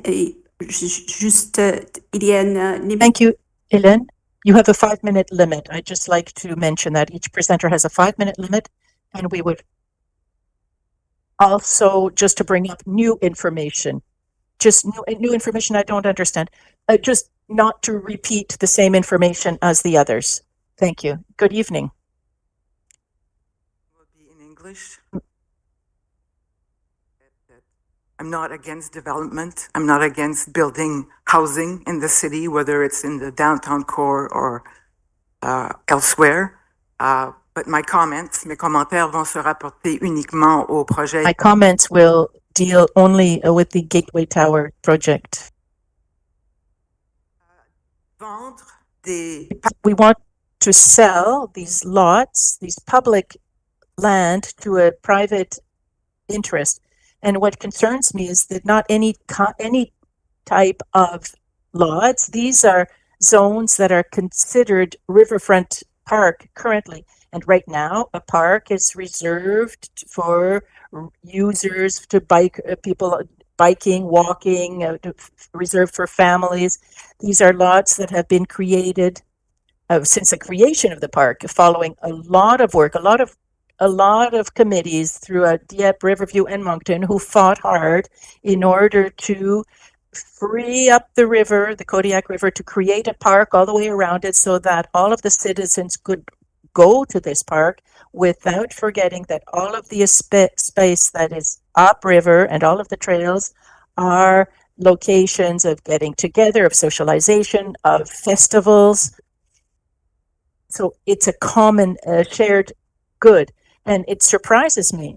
It surprises me that the city, because of the common value of these lands, has decided to go around its usual process when it wants to sell lands to a public interest and to do it quickly without asking too many questions, it seems to me. So what we wondered was that perhaps are we going to see this a long-term trend, and will it have an effect on other developers in the future?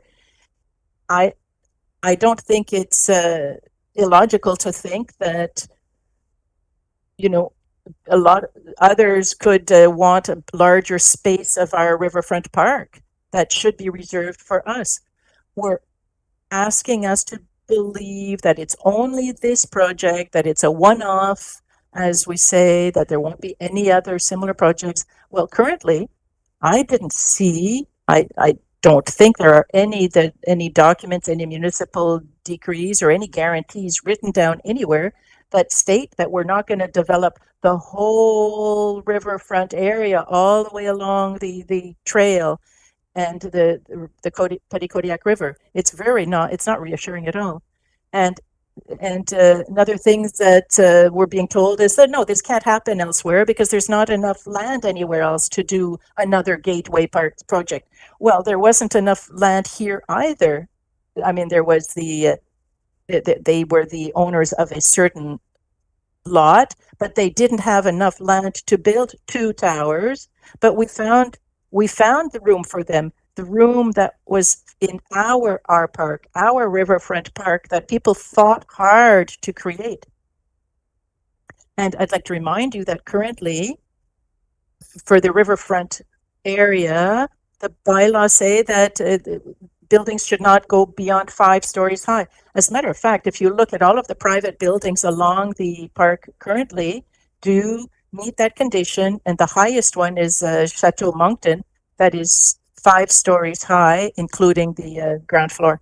So there's a reason for these conditions. A park is a park. A park is an area that we go to see nature and the natural environment. We don't want to see concrete. We don't want to see buildings. And in my opinion, these 2 towers, 17-story concrete stories with their patio, with their parking lots, with everything added, we saw it on the slides, that just doesn't correspond. It actually goes against what I consider be the definition of a public park. There's no motor vehicles in a park. There's no vehicles close by as much as possible. A park is a precious thing. And this is an example of what happened in the Petty Kodiak has happened across Canada. Communities have gotten together to develop green spaces. We don't know what's going to happen in the future. So what I would ask you respectfully to please decree a moratorium, to take a step back, to look at this in depth, to look at the short and long-term impacts, both on social and the environmental front. Thank you very much. Our next presenter is Monique Arsenault. Merci. Bonjour. Merci de nous accueillir. Thank you for having us here. Je vais parler en anglais. I will speak English. The Moncton City Council by environmental experts and several letters published in our local press by well-informed citizens. All have been able to cite specific instances of the City of Moncton's decisions regarding the south side of Assomption Boulevard. There was never any doubt that all these official decisions were to keep the entire south side of Assomption Boulevard as parkland, and the city called it Riverfront Park. Today, a sizable number of citizens and experts have made it clear once again, the south side of Assomption Boulevard is parkland and is to remain as green space and a buffer against climate events. If environmental concerns are primordial, building these 2 towers will also have a demonstrable impact on Moncton's people, the citizens served by this council. More and more people now live in the city. in this city. More people means more services are needed, more buses, more housing, more different stores. But we, the people, also need more places to relax, to connect with nature. This has amply been proved to be beneficial to the entire population. We need more parkland. Don't take away this unique natural landscape on the unique Petitcodiac River. There once was a bad decision made about the Petitcodiac River. The mistake took decades to be even recognized, then a few more before it was corrected. The restoration of the Petitcodiac drew attention from a national audience and was celebrated here as well. The bad decision, the mistake of the 70s, was not the city of Moncton's decision, but this mistake, building enormous structures in that location, destroying a natural landscape for the benefit of the city coffers and for corporate profit, is going to be imputable to you, city councilors. In closing, the city of Moncton is currently spending thousands of dollars to have a company called Trace Planning and Design conduct a study of Riverfront Park. We think it's appropriate to wait for the result of the study before planning any development. We need to learn from the past mistakes and plan for the future, for the common good. It is for these reasons that we need to take a pause and do an environmental and social study of this important project, which, if it goes ahead, will have a negative impact on future generations. Thank you very much. Merci. Merci, Monique.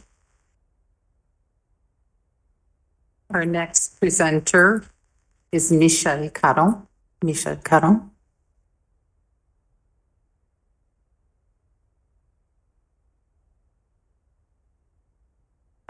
Bonjour. Madame la mairesse, Good evening, Your Worship, councillors. My name is Michel Caron, and I'm a resident of Dieppe. Though I did live in Moncton and work here for a number of years while I was in the public service, the federal public setting, as well as when I taught law in the law faculty at the University of Moncton. In the book Shock Doctrine, The Rise of Capitalism, it's said that crises are used to promote unpopular policies at the detriment of citizens. Even those who consider that it's a conspiracy, people have recognized the existence of the privatization and deregulation, but have attributed the human phenomenon of confusion and goods intentions, as well as of greed, rather than a deliberate will to confuse the population.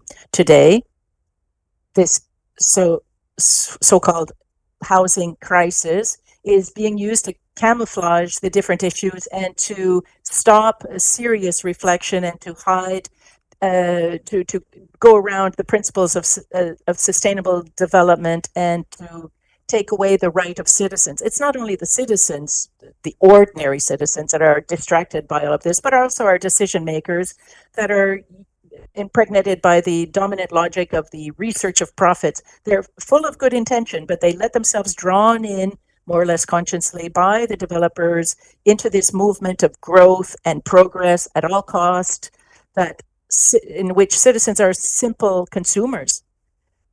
Because of all of its pretensions, urban planning is not neutral either. As we've seen this present movement of densification throughout the world that tries to counter urban spread.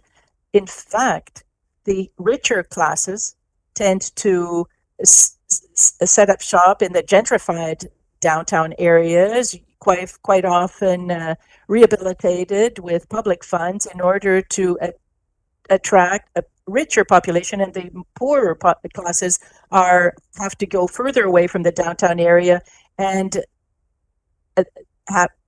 which creates a new form of social inequality and fragility.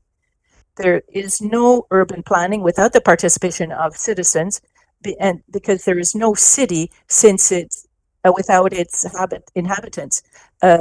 Citizen consultation and participation in urban planning is fundamental, and it allows to it gives a lived experience of the different problems and contributes to the legitimacy of the process while promoting a balance between commercial and financial interests and those of all of the social levels on a certain territory. The need for the citizen participation is recognized in the New Brunswick Urban Planning Act, that rather than eliminate which the PAC just maintained and gave a recommendation to cease what gives recommendations to the council. The public interest is recognized through the obligation of giving advance notice to the public anytime it has an intention of modifying bylaws or zoning.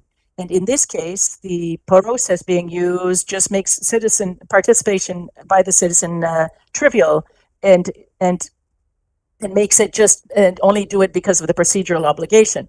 It's important to remind people that the council must modify its municipal plan. This was a plan developed in 2017 with a broad citizen consultation described in Chapter 3 of the report. The Lafferty project is at the other end of this plan. We could expect that the procedure would respect residents and would try to make sure that the council looks at the change of orientation with the citizen rather than trying to trick them and leave them with this developed plan that and a major modification of the plan developed without the population.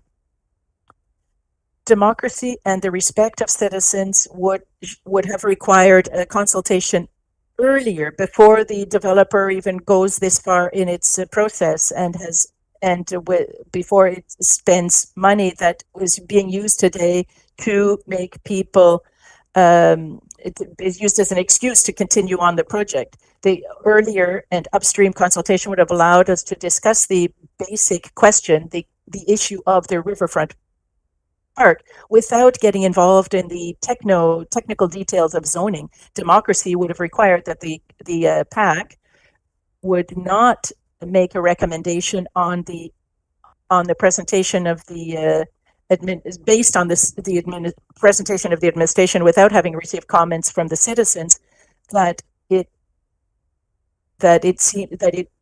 thinks it represents.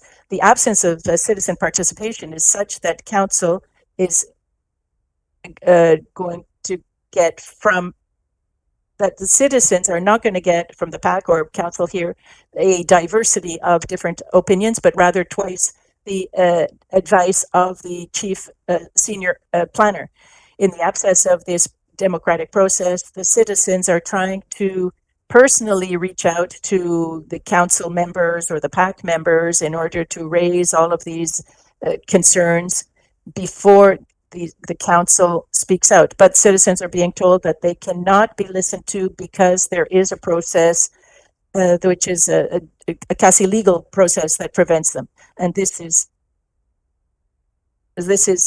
the role, it's playing the role of a scarecrow rather than a true legal concepts. On the one hand, the qualification of there was an administrative.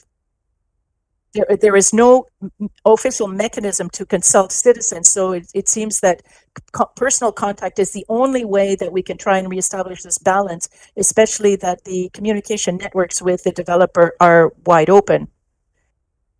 And in the very limited time that I have, which is another example of lack of consultation, prevents me from talking about a number of other examples of procedures that have been breached. In closing, I would like to suggest that only a moratorium followed by serious impact studies, environmental impact studies, and social impact studies, along with citizen participation, will help counter the imposal of an urban organization that gives all of the benefits to the elite and reinforces their privileges and the domination of the groups that influence them. Thank you, Michel. The next presenter, la prochaine personne qui me présenter, c'est Jeanne. Next presenter, Jeanne Renaud.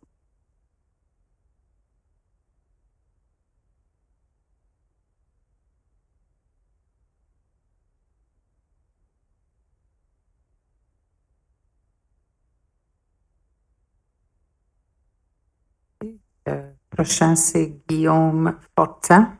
Guillaume Fortin. Up next.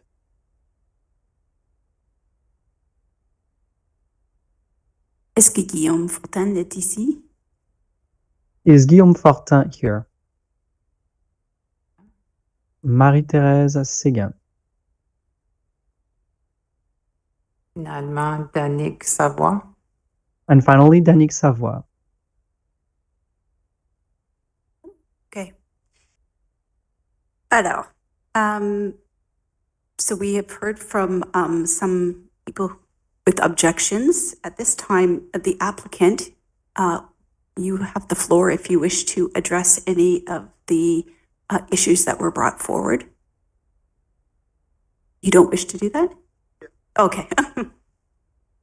Your Worship and Council, I'll do my best to try and answer some of the questions or kind of rebuttal what was said, but I'm not bilingual, so I need some help. I could give you maybe an idea of what the questions were. Sure, yeah. I think in Monsieur Omar Chouinard asked, it was about Mr. Omar Chouinard asked a question. The lot and from an environmental perspective. Hélène Branch wanted, she was against a private landowner and was concerned about more development along the river.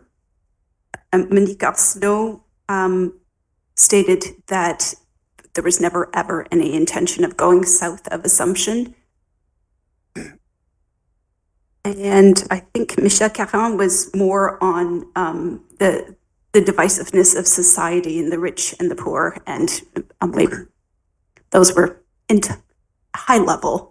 What was? Yeah, well, I don't think I'm qualified to to answer some of those things, but what I can say is the development will be something that is less harmful on the environment.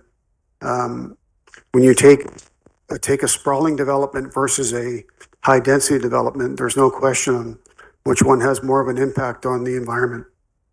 A quick example, we have 2.5 acres of land to develop. And I think we can put 300 to 400 homes there, and you would have to take 50 or 60 acres to do the same. So on the environment piece, I think this particular development is much less harmful to the environment. From a one-off or from developing the riverfront, I mean, I think this would be the last development I think that could be done there, because the further east you go, the land kind of shrinks. So I don't think there's any concern there for any more development there, from this scale anyway.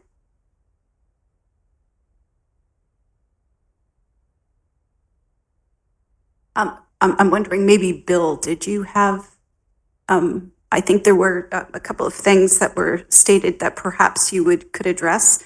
The land south of Assumption and the downtown revitalization plan, where this fit into that.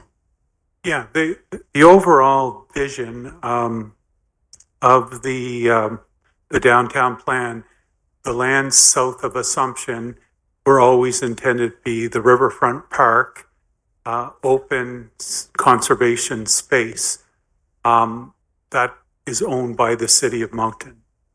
But there are privately held lands, and in this case, J.N. Lafford's property is privately held, and the plan recognizes that they have the development rights and they have the zoning central business district. In this case, the guidance I would say is the downtown core community improvement plan One of the guiding principles, those different figures along the downtown, there's a proposed gateway at the intersection of Assumption and Foundry, where that private development is. You have a street that's not really functioning on the south side of Assumption, and so this development is creating a significant gateway into the riverfront, which is desirable. And there's a desire to animate the riverfront. We've often heard it has all the passive recreation, the trail, the conservation aspects, but we've also heard, and this is one of the reasons why we're doing the riverfront trail, is how do we animate it? Because there's other users that use this space that would like to be able to stop at a restaurant or have a coffee, and I'm not sure the city's set up to do that and do all the improvements to create that gateway, particularly the way the land is situated there. So we have a developer proposing to do that as part of his development. The other things, we go back to, I think the first speaker talked about the work that was done by AMEC. On the City of Moncton has a climate change adaptation mitigation flood management strategy, and it did all these studies looking at projections of flooding, and at the time in 2011 the 1 in 100 year storm was at the 9.25 elevation, and then over time with sea level rise, what would it be? And that report kind of provided a series of recommendations to the city to mitigate the risks of flood. And so it said to mitigate you've got to raise your building elevations. So the Three Sisters is at the proper elevation. That first floor won't flood. The courthouse, the same thing. It's above that. But there is parking below. So how do you mitigate that? In other cities like Halifax have development on their waterfront. They have underground parking. They flood proof it. They design it so it can be flooded but washed out, cleaned out after the event. And in this case, there's no risk to the city because the city's safe, harmless. But the other things that climate change study did was how they recommended a bunch of physical adaptation. There's a lot of investment in that core, and a lot of that area is in the floodplain. And so it provided recommendations on how to do physical adaptations, how to renew infrastructure, how to redo streets. So all of that is being done to protect the existing development, but it's also creating a mechanism to allow further development, but primarily on the north side of Assumption. In a few cases, there are some privately held properties, and in this case, by the developer. So that's just a little bit of the background that I wanted to maybe try to address. Thank you, Bill. I would I'd now open it up to council for questions. Go ahead, Councillor Butler. Thank you, Bill, and for your presentation, and also the president that spoke. Go back to in your zoning, your recommendations number 12. And I don't know if that's much of a legal word, number 12. It says that there's an accidental discovery. Proponent should follow Section 9 of the Heritage Conservation Act. I would think that should be shall instead of should. Sure. Yeah, we can make a revision there. And again, those were we circulated this application to all the different provincial departments, and that was a comment that we received And we're including it here, and if there is a discovery, developers to cease, get guidance, and deal with that. In other words, we'll put in shall instead of should. Should, yes, shall.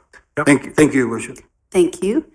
Deputy Mayor, I'd just like to remind all of council, this is a time to ask questions and not debate. So specific questions are to be asked at this point. Deputy Mayor. Merci, Madame la Maire. Je dois admettre que j'ai... Thank you, Your Worship. I must acknowledge that this project is causing a lot of concern, including for myself. So I'm going to ask the question to the presenters, the people objecting to the project. I don't know who would like to answer my question, but oftentimes we've mentioned the Petit Kodiak River. We've mentioned the fact that we've been working for years on revitalizing the Petit Kodiak River area. So tonight the discussion, I mean, my interpretation of the discussion anyways, seems to be revolving around the river, the fact that we want to protect the river and the park surrounding it. So could you please elaborate on that? I would like to hear more about the reasons why.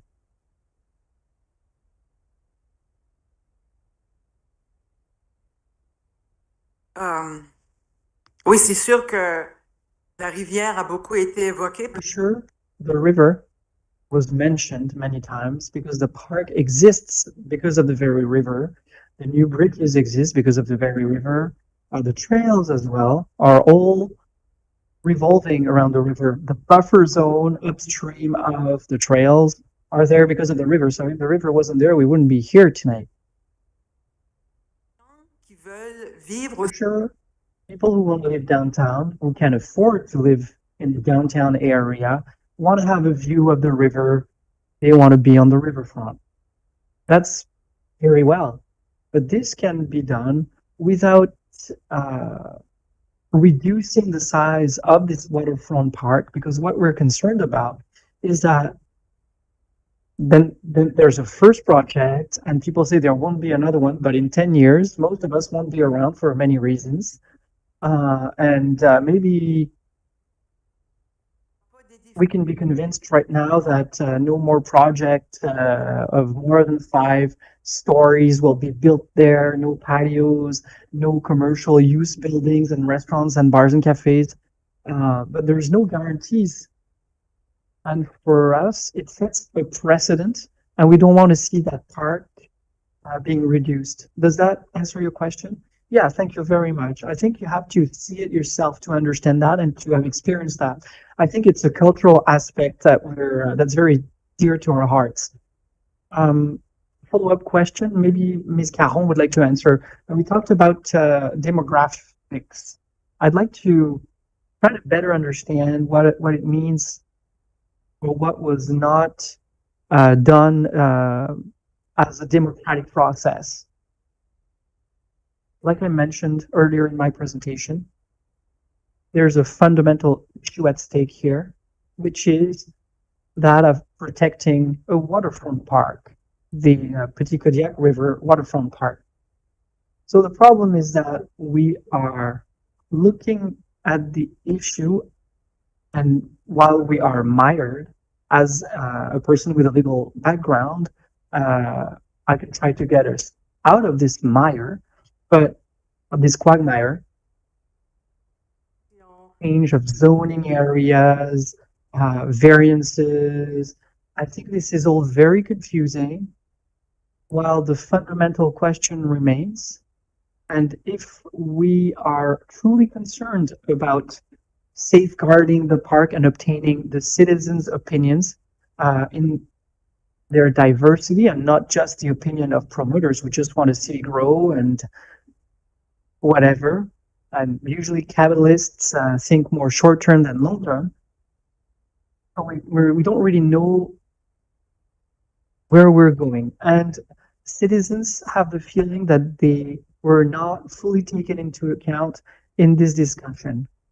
Because we can provide some feedback, but the 2017 plan that was the result of previous consultations with the public, mentioned those activities. We talked about a museum, small kiosks, heritage museum. Like there's aspects that could have revitalized the park as opposed to a business-oriented solution. People talk about the fact that we are turning the park into some sort of a Disneyland park with a lot of concrete patios, businesses, while initially the intent was to revitalize the park through other means. And it could have been done differently if we had talked about it. And I think we should allow for that. Thank you very much for your input. Since this is very passionate, particularly with regards to the Petit Kodiak River, so what did our staff do to reach out to the public to really explain and to reassure that the river was going to be flowing freely and that we were not going to create a barrier so that we could not see the river and that we would possibly lose a portion of our park? Okay, well, the city's rezoning process, like a big part of this is to enhance notification. So when this application was introduced to council, we've done a series of notices. We put a sign up on the site. We put notices on our website. We've circulated notices, properties within a certain distance. We've advertised this. So there's a notification process, and there's public presentation to inform the public. There's planning advisory committee presentation, deliberation. Public have an opportunity to view that. In addition to that, we circulated the application package, provincial government departments, Department of Environment. And in your council report, you'll see the feedback that we've got. This development is not going to impact the Petit Kodiak River. It's set back well outside the provincial significant wetland area, the wetland buffer. And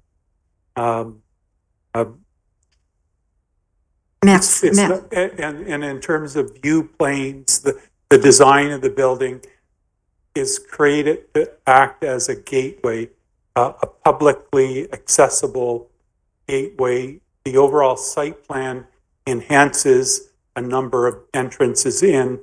On the ballpark field, there's new sidewalks coming out to the sidewalk system on Assumption. So there's a lot of capital infrastructure improvements to make this work really well for the public, a dedicated pedestrian access and amenities for the public to sit, enjoy the surrounding environment.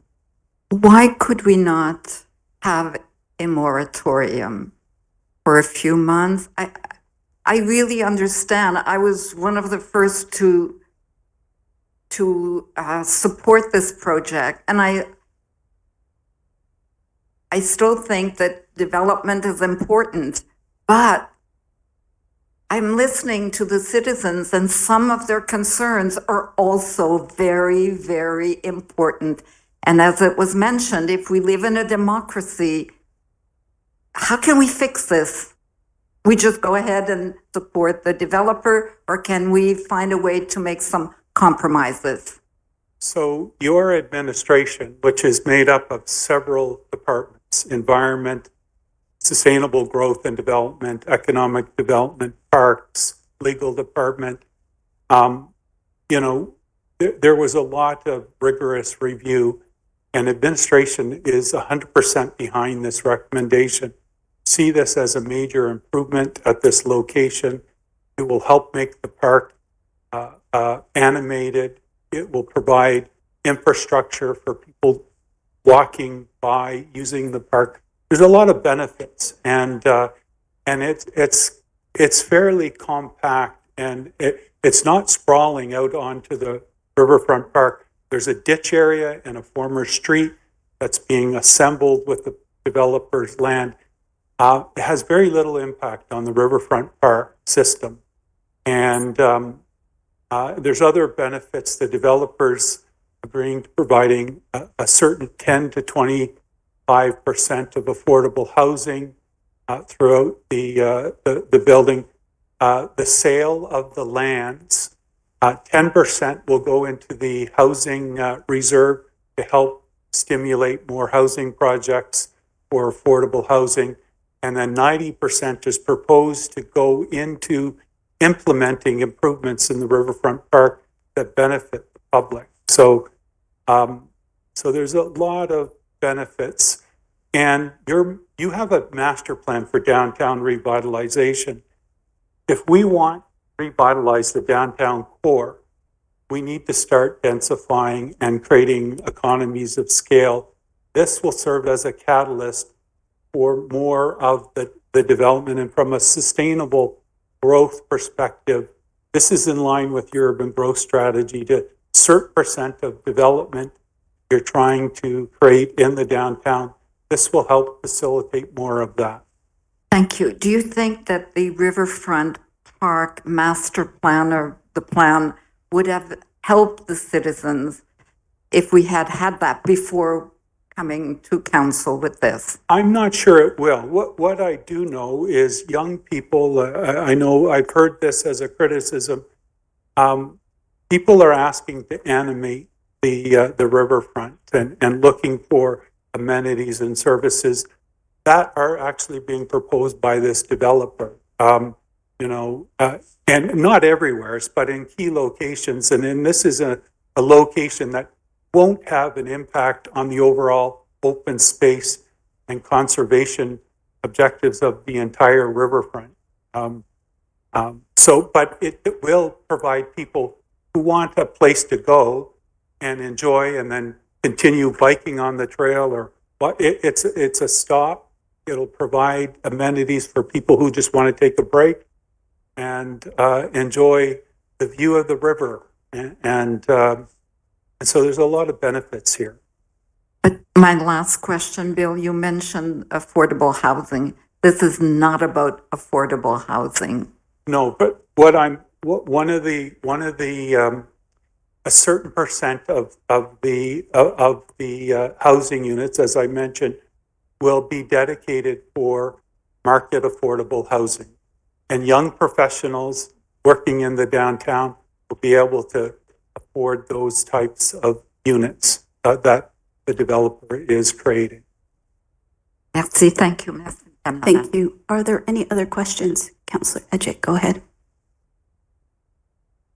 Good afternoon, Bill. I just Can't be good.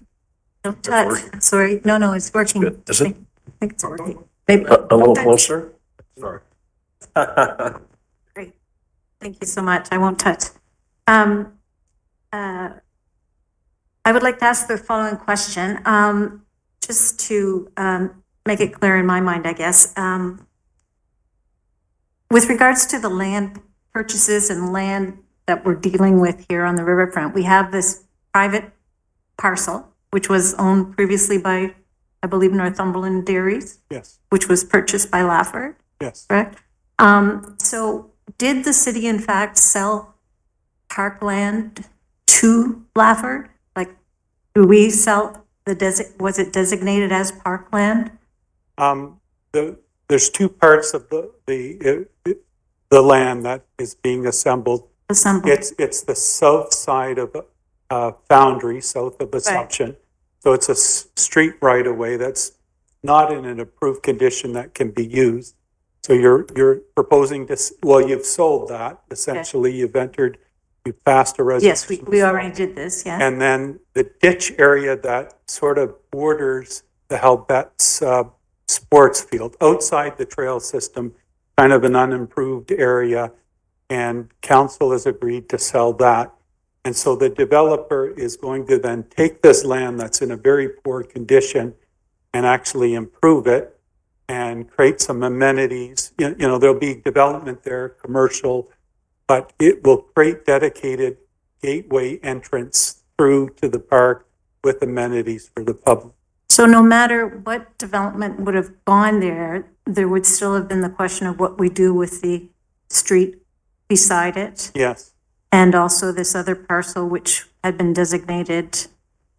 The ditch area is part of the Riverfront Park area.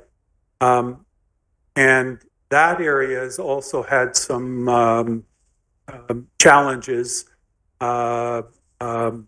social issues in that area, and this will help improve that situation. Okay.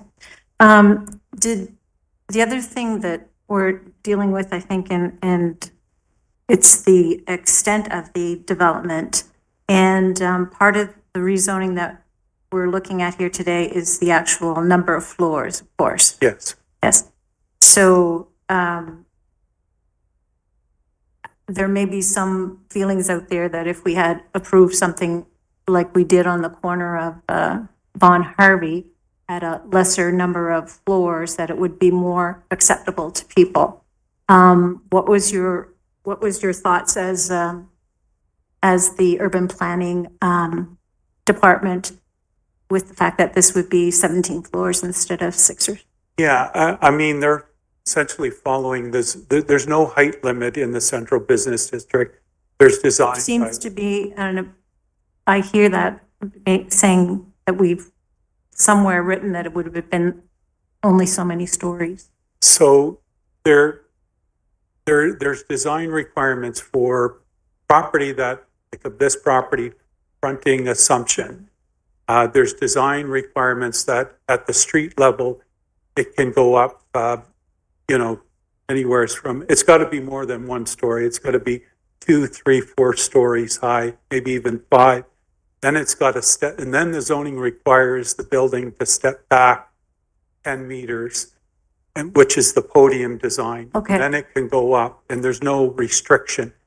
Now, there's certain properties that maybe the city owns that would front onto the Riverfront Park that would have different height restrictions. They're in the Riverfront Park. It's quite restrictive on height. But in the central business district, what I just went over are the height requirements. Okay, so we've already approved other projects such as Botsford Street, which would have the so Yeah. many floors, and then And it they could steps- build higher from there. The actual Laffer Towers is an example, but Another I example. think there might have been some variances on the step back in both situations, but it stepped back and then it goes up. And this was always designated as a gateway to the Riverfront Park. Well, there's an objective, it's a destination street in the downtown plan, and there is a gateway. It needs to be some kind of gateway kind of feature at this site. And in this case, the design of this development could function as that gateway into the riverfront. Thank you very much. Councillor Legier. Thank you. Just for clarity now, because you mentioned that if, depending, I guess, on how a building is built, will determine how many floors could be acceptable or fit within the zoning.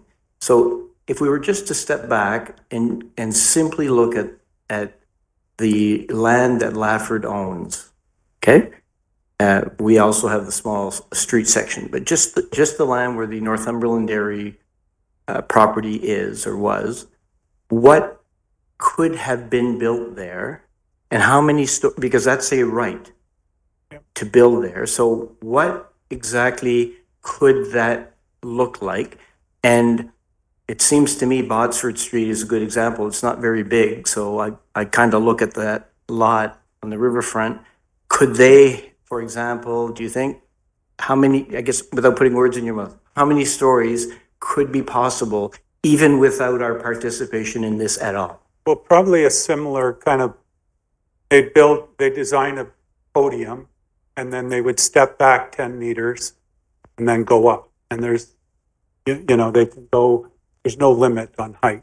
So they could, in essence, build a 17-story, one-story tower. If they do all the math that I'm saying. Okay, back. so Yeah. so that's possible. Yeah. I think, and I understand the concerns, because I mean we're criticized often when we're trying, or it's perceived that we're trying to work with the developer. I think I looked at this a little differently in terms of where how important this could be for the city and how it could be for the future development of that entrance to the riverfront. But I understand as soon as we begin to speak about land that we own or that the city owns, that comes into play to make that development happen, then, you know, what is the proper time frame needed for public consultation and so on? I think what I looked at originally was what the intent of the plan from 2000 and, did you say 17 or? Yes. Yeah, 17 was. And as you mentioned tonight, it was clearly identified that, you know, there's land that is public and then there's land that is private. And those two elements create the riverfront that we have today. And yet that private development or private land can be developed. And so then with your answer saying, well, you know, without any consultation whatsoever, except for some not even rezoning, just design standards and so on, we could see a 17-story building there. So then the thought process was, well, what does this look like if we participated and we were able to create a right of way, we were able to create a street that is the property of the city? What could that look like in terms of that development? And I think that's more where I was coming from. However, I think that we need to also, and I've thrown it in a few times, and maybe it'll get some traction sometime, but if we were moving forward with this, and whatever the sale price is for the land, we've already determined in our policies that we put 10% aside in the affordable housing. I'd like to see the same thing related to the environment. So because we're going to be faced with these, and these are not easy decisions when we look at these types of situations. But whatever the size of that acreage is, then, you know, we should be probably purchasing 10 times that and gifting it, for example, to Nature Trust or something that at least shows that we are stewards, if we're, you know, by moving this forward. So those are some of my thoughts. Go ahead, I guess. So just a couple of perspectives. There is a concern that you don't really want to give the street away because it's an access. So, and it's really in a poor condition and it would cost the city a lot of money to improve it and create a proper right-of-way to go in. And in this instance, you're more or less going to have that public right-of-way you own. It's going to be it's going to be a pedestrian corridor. So you might be losing ownership of it, but it's protected through an easement and runs with the title. I think early in the process when we were working with the developer, that's a lot of money to invest in this site. And there was some concern about the unimproved ditch area, like there were encampments and other activity there.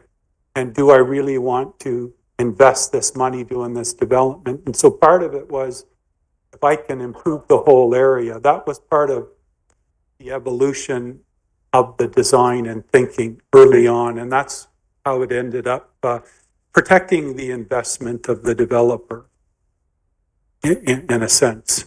So I'll say this one in French because I know there's some people out there and don't.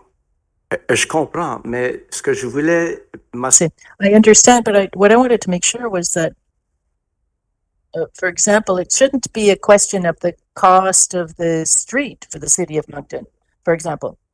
It's, in this case, it just happens that this project gives us, the municipality, a certain advantage in terms of the development of this street that then becomes the, it belongs to the city of Moncton, but would be a part of the whole development. But what concerns me is, how did we get to this point? Because if we had been a part of the discussions since the beginning, because you as a department, you probably negotiated during months. And unfortunately for us, for council, we have to make this decision, but this is a very good development, I think, in principle. It's a great development, but I think it's still useful to have a much broader discussion on it. So what we have here this evening is we have two choices. We have choice of going ahead with this 2-tower project with a gateway, with this corridor that brings us to the Riverfront Park, or if we say no to this project, this private property could still take a 17-story tower, and then as a municipality, it would be up to us to decide how much we want to invest to create something that would be a part of the development. So that's the dilemma, I think. I understand everything that's going on, how this can be very sensitive for the population. And I think that this evening we're going to learn something about the way we approach issues in the future, because we're going to have to do things in a way that is much more transparent. But this is where we are at this evening. And so I'm going to allow other councillors to ask their questions now. But of course, that's where we're at this evening. That's what we have to decide. Thank you.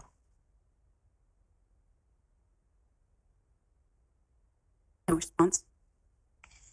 Est-ce qu'il y a d'autres questions? Are there any other questions?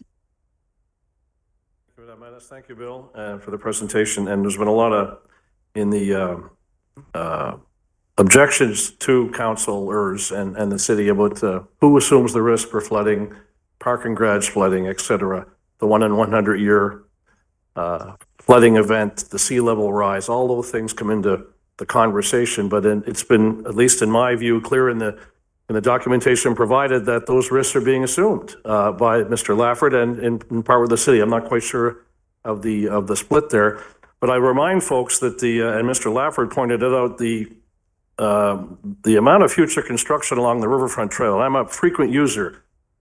Going east, it does narrow out.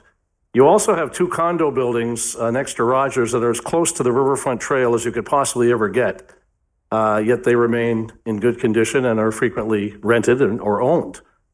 This project, as I see, is on that land, which I'm from Moncton, folks. We go back to the 1970s. That land just sat there. It was Workers Co-op Automotive, followed by Northumberland Dairy. It was not going to be developed any further than we have now. I guess I'm kind of opining a little bit on that piece of land, but I think it's what I'm seeing well back of the actual trail, the paved part of the Riverfront Trail. There's a back earth trail section closer to the tall grass, closer to the river. But compared to what else is on the riverfront, west obviously not, with the Hal Betts there. East you cannot. And there are buildings closer to the trail presently sitting there now. I just wanted to point that out for a little historical background. But I want to get back to my question on risk assumption, Bill, with the building.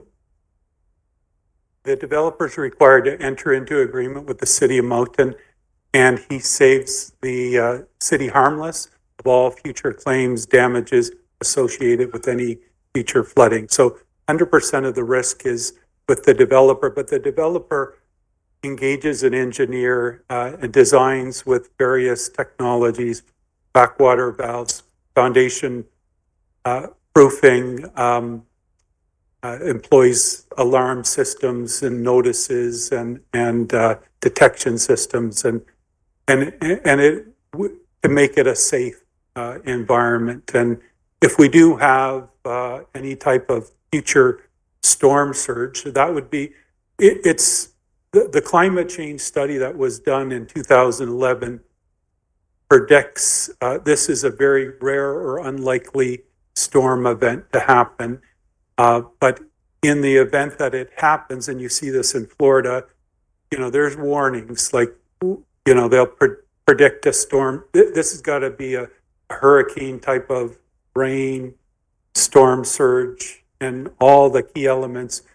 And our emergency measures, we will be able to detect that type of storm and then, get notification to people to not get out of those underground parking spaces. Thank you, Bill. Merci, Madame Addis. Thank you. Thank you. Are there any other councillors who wish to speak to this? Anyone? At this time, I would ask if there... okay, I will go back to Deputy Mayor then. Go ahead. Merci, Madame la Maire.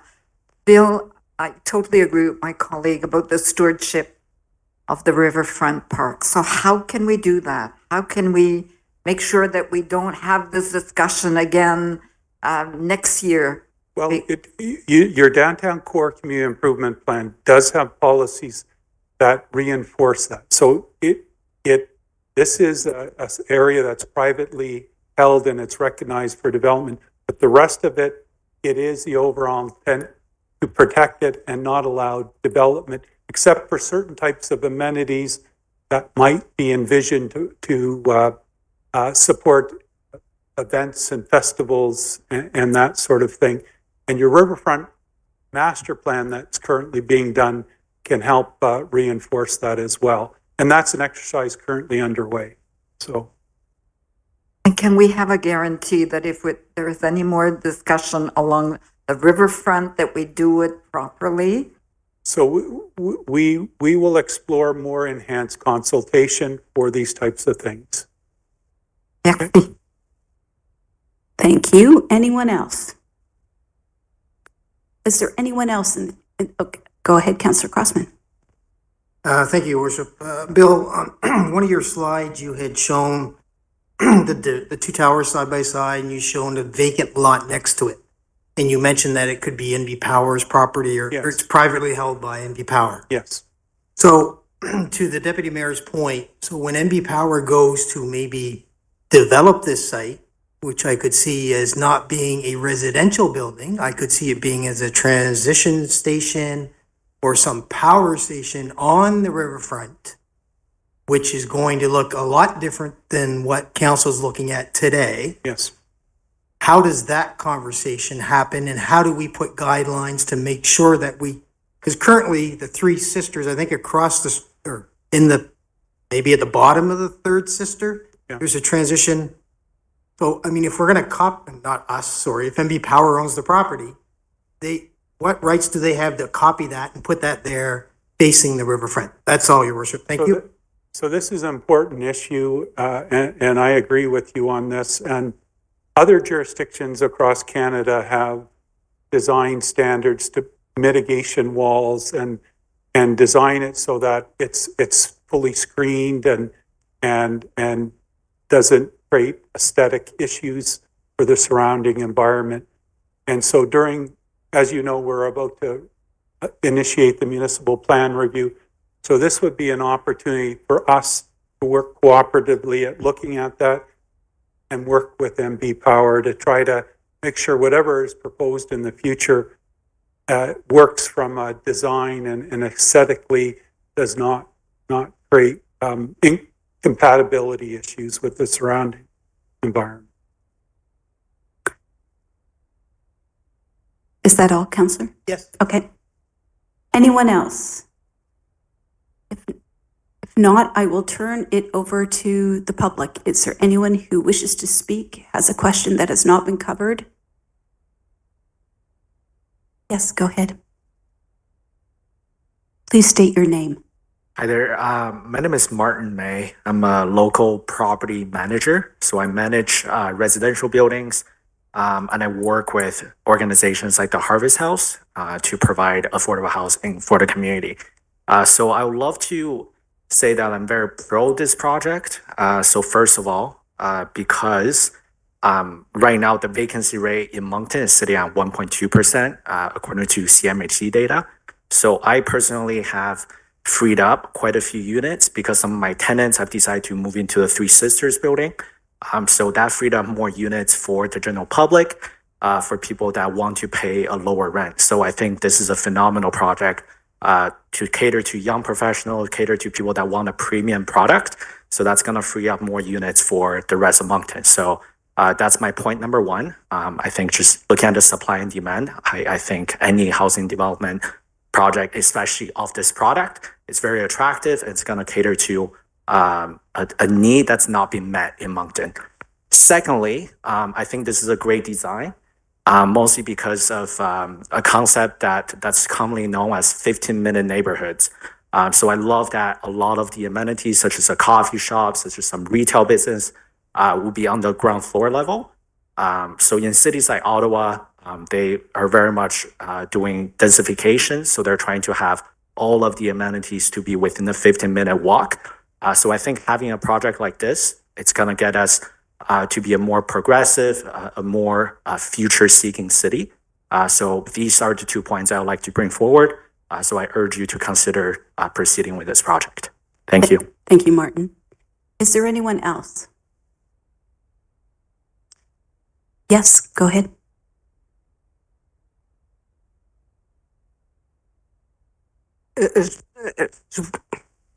Michel Caron. Michel Caron. I would just like to follow up on a comment made by Councillor Légère. He was asking Mr. Budd some questions, and on the right of the owner, Lafford's right to develop his own property. And in his response, Mr. Budd seems to say, at least that's what I understood, that Lafford, without the lot that the city is selling, could still have built a 7-story tower. But when you look at the plan and the existing zoning that have to be amended in order to get this project through, when you look at the initial plan, what we see is that on the property at that area, it could only be a maximum of 5-story building. So I think you're being misled here, at least, or perhaps I'm the one who's not understanding correctly. Thank you.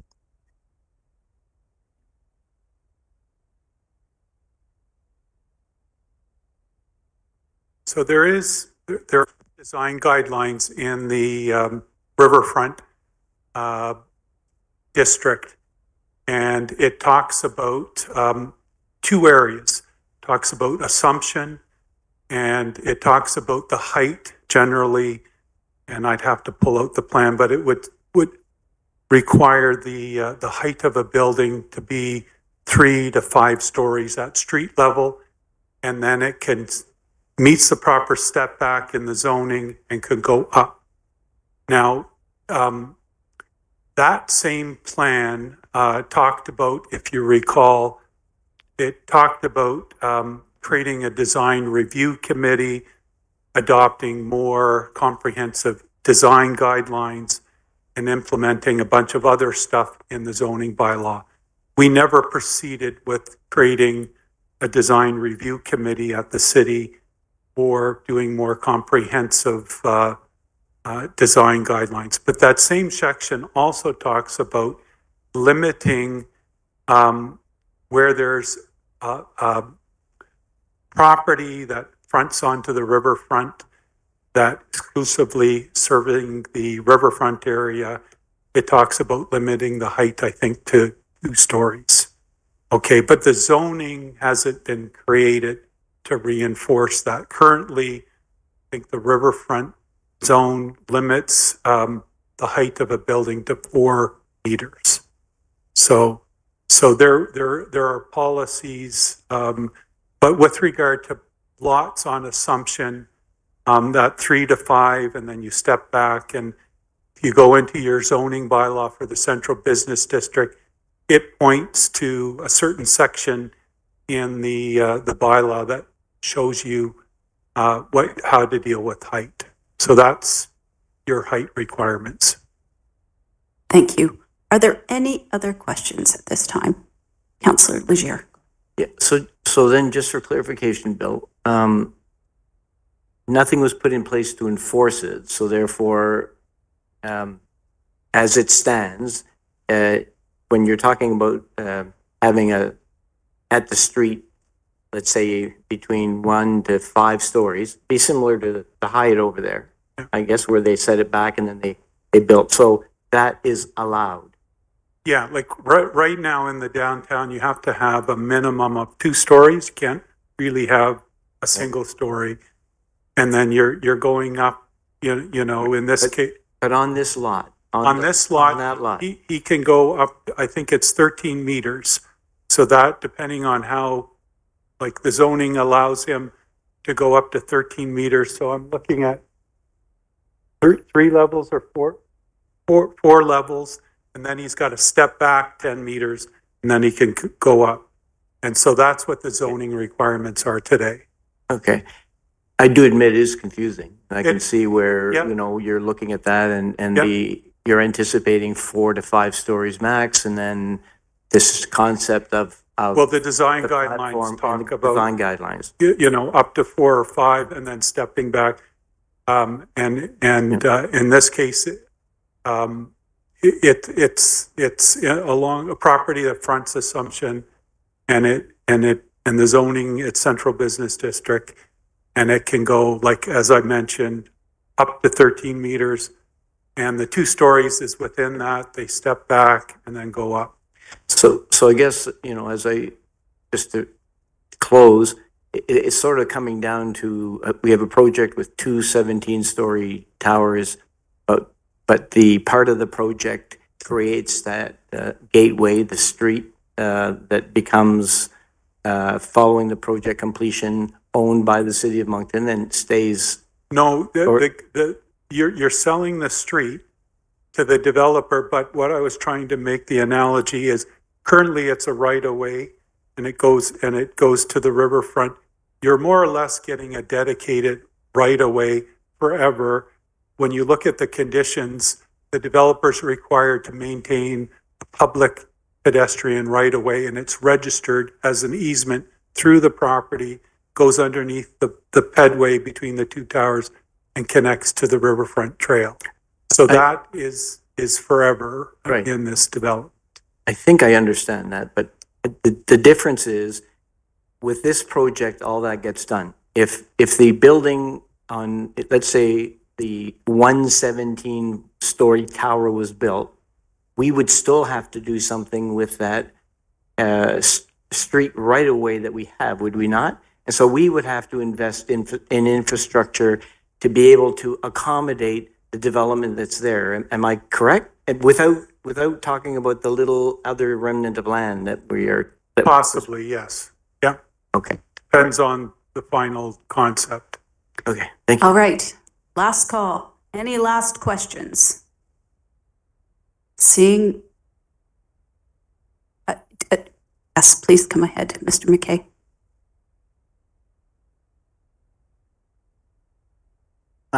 Excuse me, Robert McKay. I think it was Councillor Terrio who a few minutes ago talked about consultation. What kind of public consultation processes have we had? And with the exception of the last few months, I've been pretty diligent about being at City Council, probably more than any other citizen in Moncton. I've been from beginning to end of council meetings over and over again. I recall a conversation very, very much like what we just had. And I think it had to do with that 30-story building. Or it might have been the 10-story building that got diminished down to a 6-story building, but I think it was the 30-story building.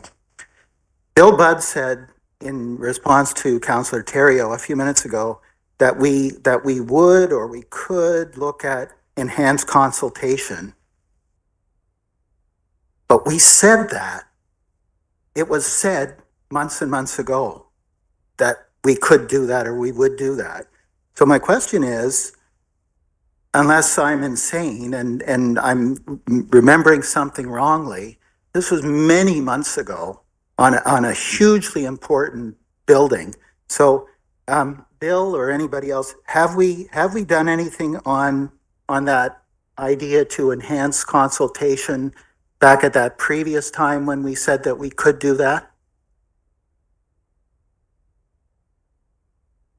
And secondly, if we haven't, then will we going forward do that, or will we just say months from now that we could do that? Thank you. Bill? So as council may be aware, you have a policy on enhanced notification for zoning applications.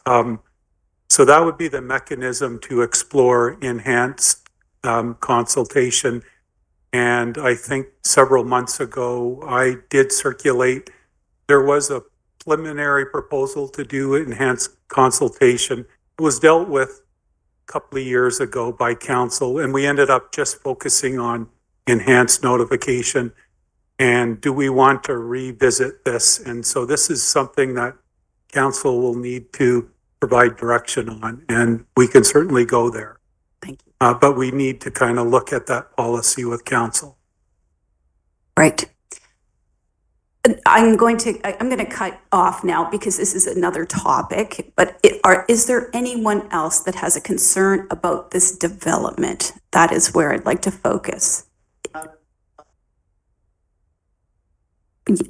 Understood, but it's getting dark outside and I'd like to focus on the development. So are there any questions that have not been asked on the actual development? Okay, I will declare this public hearing adjourned, and I would take a motion to put this on the floor. Anyone? Moved by Councillor Butler. Is there a seconder for it? Councillor Crossman. Any question or debate at this time, or have we exhausted all of that? Anyone? Are we ready for the vote? On the vote. All those in favor signify by saying aye. Aye. Opposed? Nay. The nay votes, Councillor Bourgeois, Deputy Mayor Theriault, and Councillor LeBlanc. Motion passes. Next item. The next item is another public hearing, 1113 Lafergie Avenue, and we have received objections. I believe Josh Davies is here to do that presentation.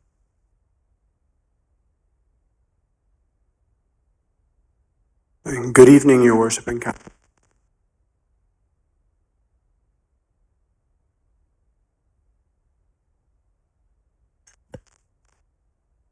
But before you tonight is a rezoning application being zoning bylaw amendment Z 222.38. And as mentioned, this is the public hearing following an introduction on September 3rd to council. Next slide, please. So the purpose of this amendment is an application involving the rezoning of lands from R2 and 2-unit dwelling zone to R3, being the multiple unit dwelling zone, to accommodate a 9-unit apartment building. And the applicant is Youth Impact Jeunesse Inc., which is one of the city's nonprofit housing providers. This property straddles the line between a few wards, but it actually sits within Ward 4 on the north side of Mountain Road. And you can see there through the zoomed in portion on the aerial that it is just a few doors up from Mountain Road, which is one of the main corridors, specifically regard to transit in the city. Next slide, please. So this shows the current zoning of the property, again showing in 2-unit zone being the yellow. The property is highlighted in red. It should be noted that this is a 2022 aerial, and as of today, the former, I believe it was 2 dwelling units on the property, has been demolished. So the property is currently vacant. And if we just take a quick look around in the zoning, you're seeing that we are going to be looking at existing R3, so that's the multiple unit dwelling zone. So there are some small scale 18 and below apartment units existing, and along the Mountain Road corridor as well, where we see a suburban commercial zoning, which may consist of commercial uses, but does not also exclude residential uses. So this is, again, a busy corridor with lots happening. So the site location is considered to be appropriate for this type of development. Next slide, please. Looking at the site plan, the building is 2 stories. There is a minor variance required for the landscaping to the north. That said, the property does meet the satisfactory requirement of the side yard setback being 3 meters. So there is a minor variance request in this application. However, I would point out that there is substantive landscaping and fencing that is proposed to take place on this property in order to provide a bit of a visual buffer of the building and to provide some separation between private properties. You'll see as well that there is 1 parking space provided. Council recently passed a policy that enabled for off-site parking for residential uses, where nonprofit housing providers may provide cash in lieu of parking spaces that they are unable to provide on site. So in this case, the property would technically require 9 parking spaces. However, with the policy and with the type of development proposed and its location, staff are comfortable with this reduction in parking. And the reason for the parking space being barrier-free is because 2 of the units within this development, I believe, are barrier-free. So if you are to provide parking, it is required that it be provided for barrier-free first. And it is up to the applicant, or the property owner, I should say, to ensure that that space is being used for that purpose. However, they can use it for whichever purpose they choose. Next slide, please. So here we're looking at the renderings. Just important to note that this site meets and exceeds the design standards for the R3 zone. They do have, again, looking at the 1 parking space, they do have a balcony space on the 2nd floor. It's a design that we've seen in other locations in the city that fits quite well within the character of existing neighborhoods. Again, I've seen many constructed from all intents and purposes as a 2-story development. It is not considered to be visually obtrusive. It is of a good, high-quality design, and as I mentioned, it does exceed the design standards for the R3 zone. Next slide, please. Again, showing renderings of another perspective of what's being proposed here. So a combination of landscaping and fencing, ultimately providing screening for these 9 units. What's important to note as well is that in this case, it is proposed to have 1 of those units be dedicated for a superintendent to live on site, which is quite common in multi-unit developments in the city, and 8 units for individuals that ultimately will be clients of Youth Impact. And Youth Impact are here as well to speak to their programming, to speak to the type of services that they provide. So I won't dive too far into that, but just wanted to let you know that they are here as well. Next slide, please. So we did, again, looking at the rezoning requirements and in what we do in terms of process is a notice was sent to within a 100-meter buffer of the subject property. So you can see all properties in green that did receive notice from this application. And as was mentioned in the intro of the file, that there have been objections received, and I believe there are members of the public here to speak for or against the application. And a lot of the concerns that we did see were with regard to homelessness, the potential increased risk of crime, and other factors. I think it's important to note that in terms of our housing supply need, we're looking at the housing needs assessment. We do have a very big need for improving our housing choice. It's very good to see the number of shovels in the ground, the multi-units kind of meeting that market demand. But where we continue to lack is in the vulnerable lower levels of housing affordability. So we can never have enough of these types of developments, and having them located within strategic locations is also very valuable in that they are close to amenities, close to places of employment, and close to transit.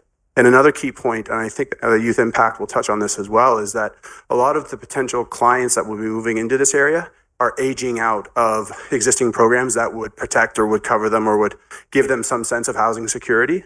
So this is a really innovative program that the Youth Impact will speak on that does provide that next leg up for those types of residents who do need to go through a vetting process to ensure that they're getting on the right steps to life as well. So if they're not afforded that opportunity, it's very likely that they may not be able to get out of whatever precarious situation they may be. Next slide, please. So in saying this, in review of the city policies, zoning bylaw, administration are 100% behind this project. And then with saying that, the Moncton City Council recommendation, and I should say it was unanimously supported by the Planning Advisory Committee, to that Moncton City Council approve zoning bylaw amendment being Z 22.38, subject to a resolution with conditions, including but not limited to, that the 2-meter opaque fence be made of wood, PVC, or other similar quality material, but shall not include chain link fencing. 2, that the fence shall be installed as soon as possible, weather permitting, but no later than 6 months after the building has been constructed. 3, that the landscaping be completed as per the site plan attached as Schedule B, no later than 1 year following the issuance of a development permit. 4, the applicant shall provide unit numbers for the main building prior to the issuance of the development permit. Next slide, please. 5, that all uses of land pursuant to this agreement shall conform with the provisions of the City of Moncton zoning bylaw as amended from time to time, except as otherwise provided herein. 6, that nothing contained herein shall prohibit or in any way limit the developer's right to apply for a variance pursuant to the provisions of the Community Planning Act. And finally, 7, that the development shall be carried out in substantial conformance with the plans and drawings submitted as Schedule B. This will conclude my presentation, and happy to take the discussion further. Thank you. Thank you, Josh. So again, we are in a public hearing. So is the applicant developer here and do they wish to speak? Is there anything that was not covered by Bill? Oh, excuse me, Josh. I think they're okay, but they may be open to taking questions Okay. if we come to that later. Okay, why don't we do that then? Any other proponents that wish to speak in support of it at this time? We could move on to the objectors. I understand there are a couple. Earl Jones is our first speaker.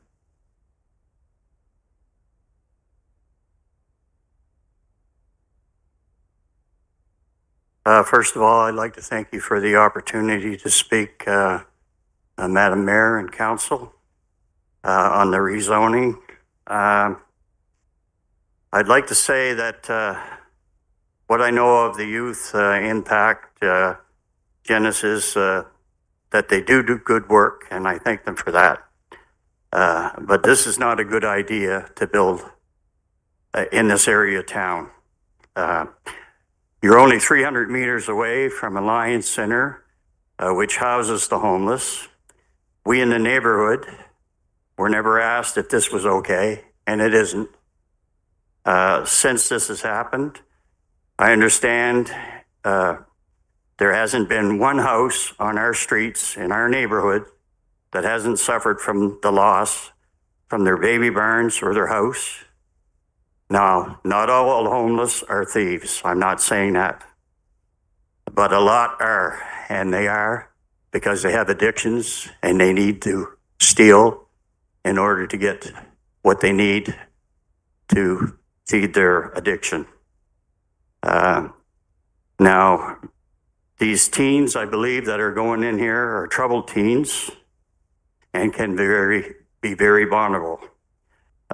And can be influenced by others to follow them. And that can happen very, very quick and very easy in that neighborhood.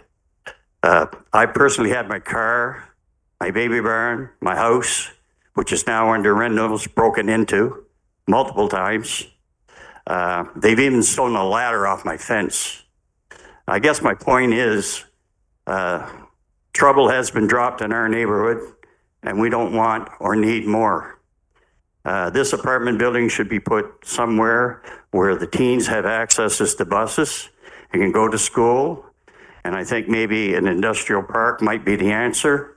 They need to be away from temptation, not put in a place where there is temptation or close to a place where there is temptation. They need a place to feel safe. And we need a place to feel safe. And I can tell you right now that I don't feel safe in my house anymore. So that's all I have to say on the subject. Thank you. Thank you, Earl.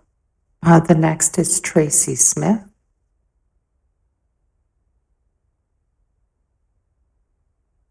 Tracy, are you here?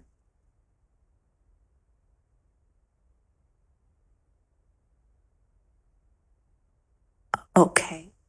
So we have nobody else registered to speak. Perhaps at this time, someone from Youth Quest or Youth Impact, I'm sorry. Do you wish to perhaps address Earl's concerns?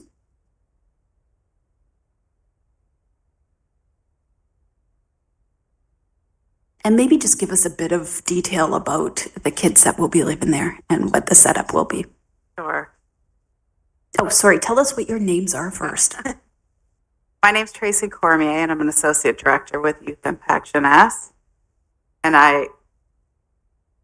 is that better? So Tracy Cormier, associate director, Youth Impact Jeunesse.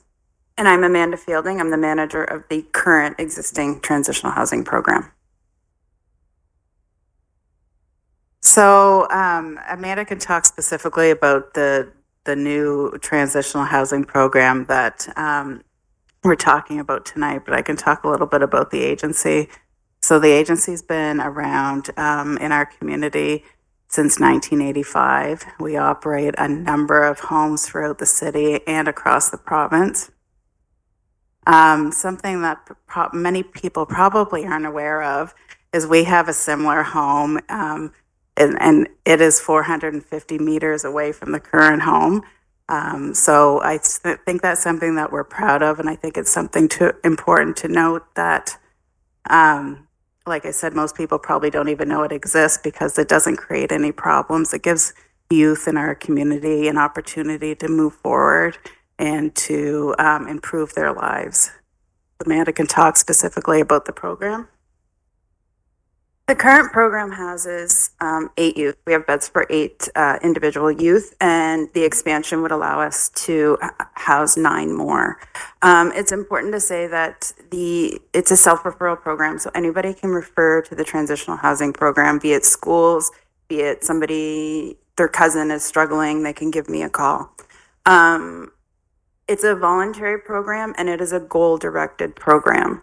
So in order to come in with us, the youth have to have a face-to-face, preferably face-to-face meeting with me.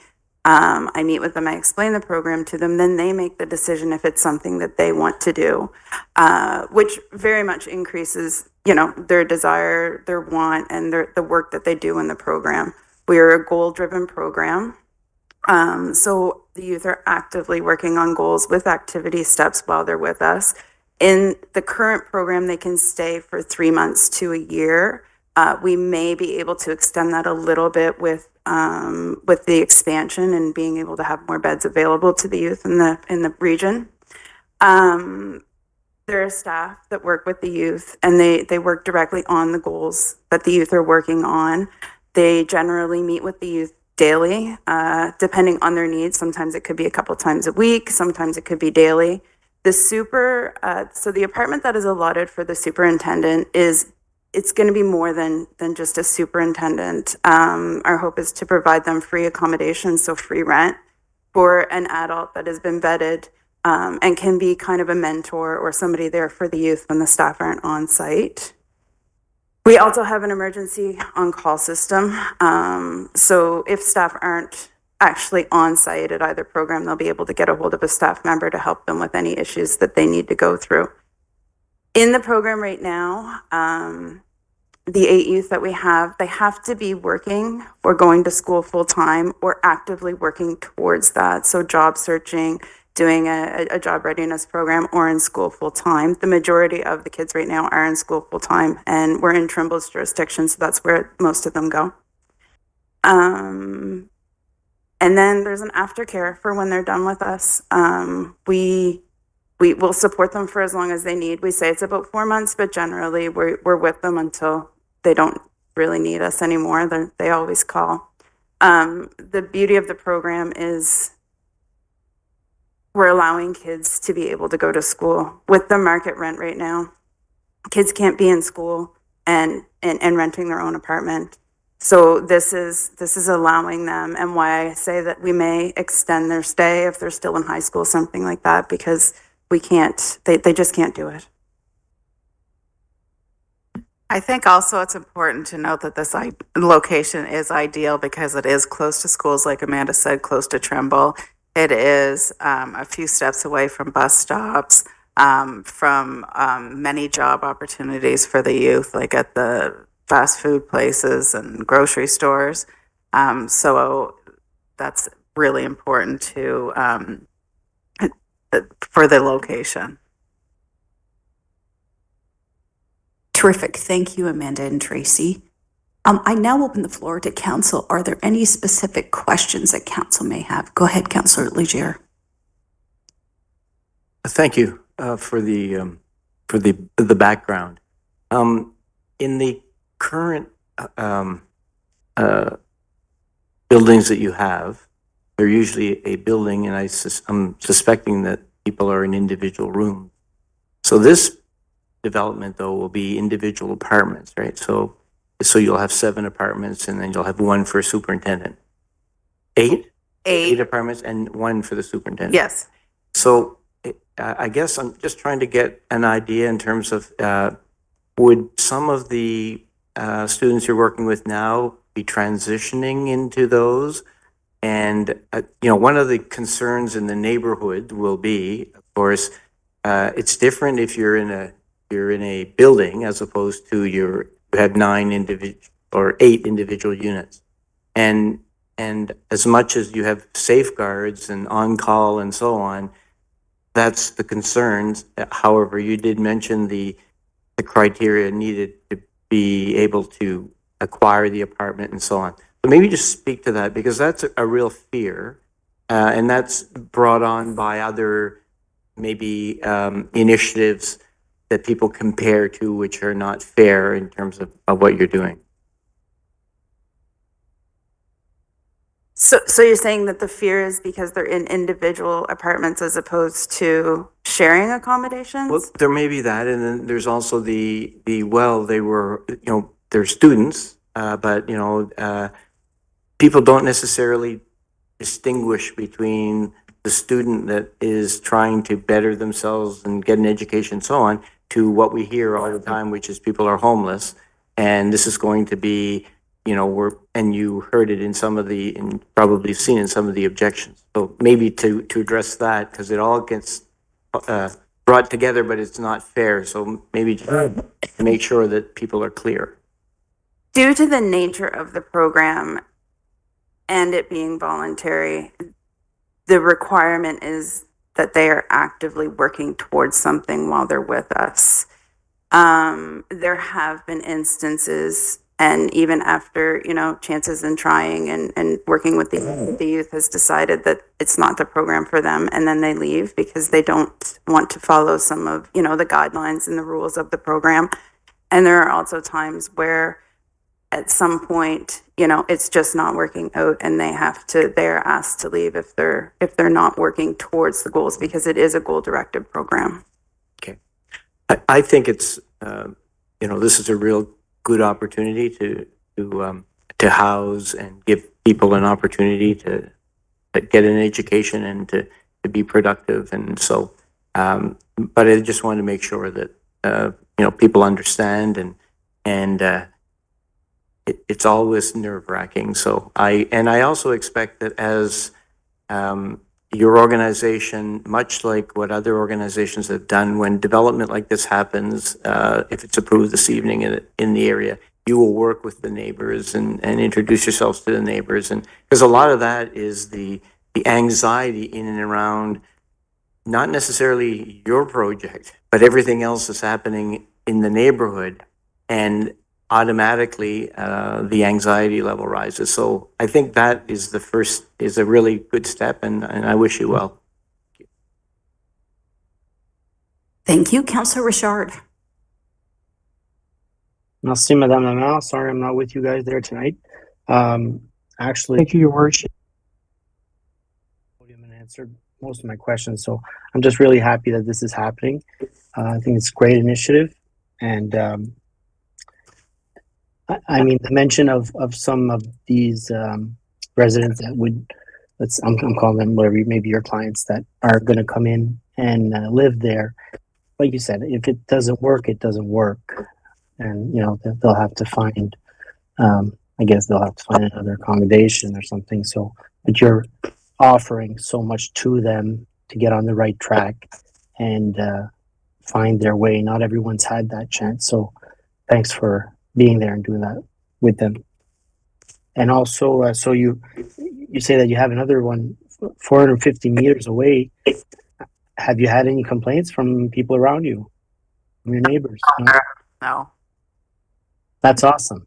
Yeah. And anything that has been complaint, because we do have a relationship with our neighbors, you know, it's been quite minor, and we've handled it and been able to work with the community and the neighborhood to handle anything. That's awesome. No, it's really great. Thanks very much for the presentation. Thanks for being there. Merci beaucoup, Madame la Maire. Thank you. Councillor Edgett. Thank you, Your Worship. Thank you.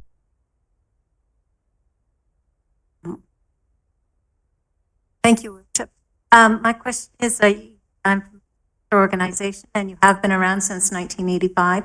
I believe you have quite a few residences in our city, and that most of the neighborhoods would probably be very close to one of your residences.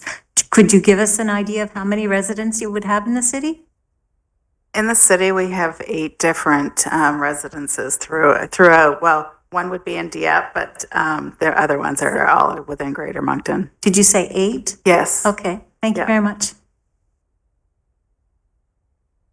Any other questions, council? Any other questions? Anyone else? Anyone else who wishes to speak to this? Anyone from the floor? Anything that has not been covered yet? All right, seeing no one, I will declare this public hearing adjourned, and I would take a motion. Thank you, Councillor Edgett, seconded by Councillor Legier. Any questions? On the question? All those in favor signify by saying aye. Aye. Opposed? Motion carries unanimously.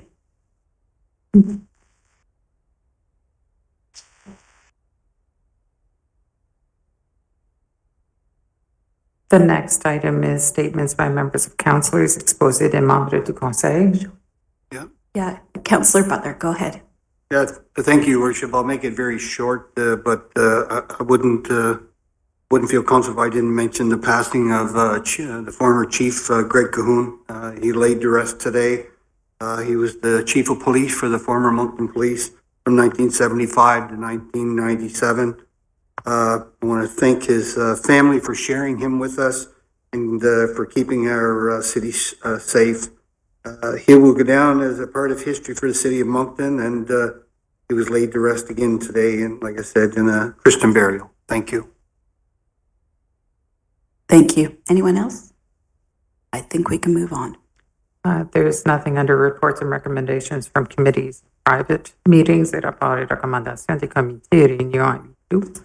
So next would be 10, reports from administrations, des rapports de l'administration, and the first is a public hearing for a stop-up and close of a portion of Foundry Street that was subject to 7.2 being approved.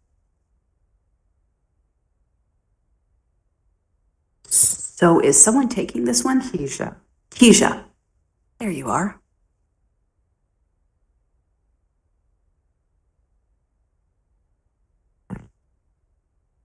Welcome. Thank you, Mayor and Council. I don't really have a whole lot to add to the last time this was brought for reading. Nothing has changed from the original request to stop up and close Foundry Street. It is a part of the land disposition, the proposed land disposition to facilitate the Laffer development. Should the stop up and close proceed and the project for whatever reason be halted or not proceed, then the city would simply retain the lands as they are. All right, but this is a public hearing. So at this time, correct me if I'm wrong, Mr. Solicitor, but we go through the standard process of a public hearing. Okay, so I would ask if the developer or applicant has anything they wanted to add. Okay, any proponents who wish to speak?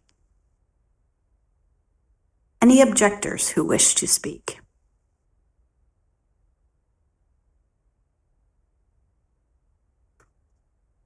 All right.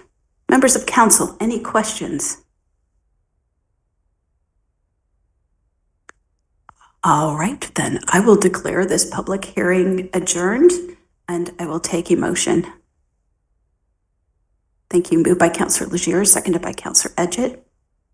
On the question, all those in favor signify by saying aye. Aye. Aye. Opposed?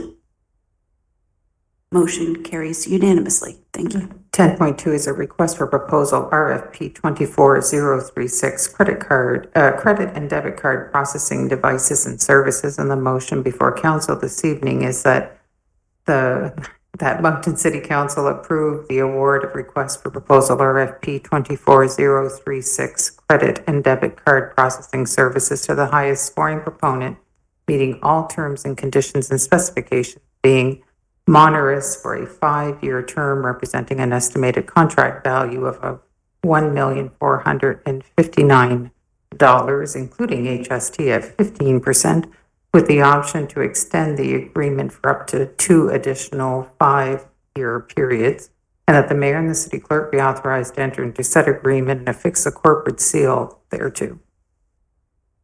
Thank you. Is there someone who wishes to move this?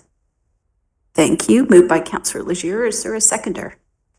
Thank you, Councillor Kingston. Back to you, Councillor Legier. Thank you. Maybe a question to our CFO. In terms of budgeting for the $1.459 million and then subsequent years, where is that coming from?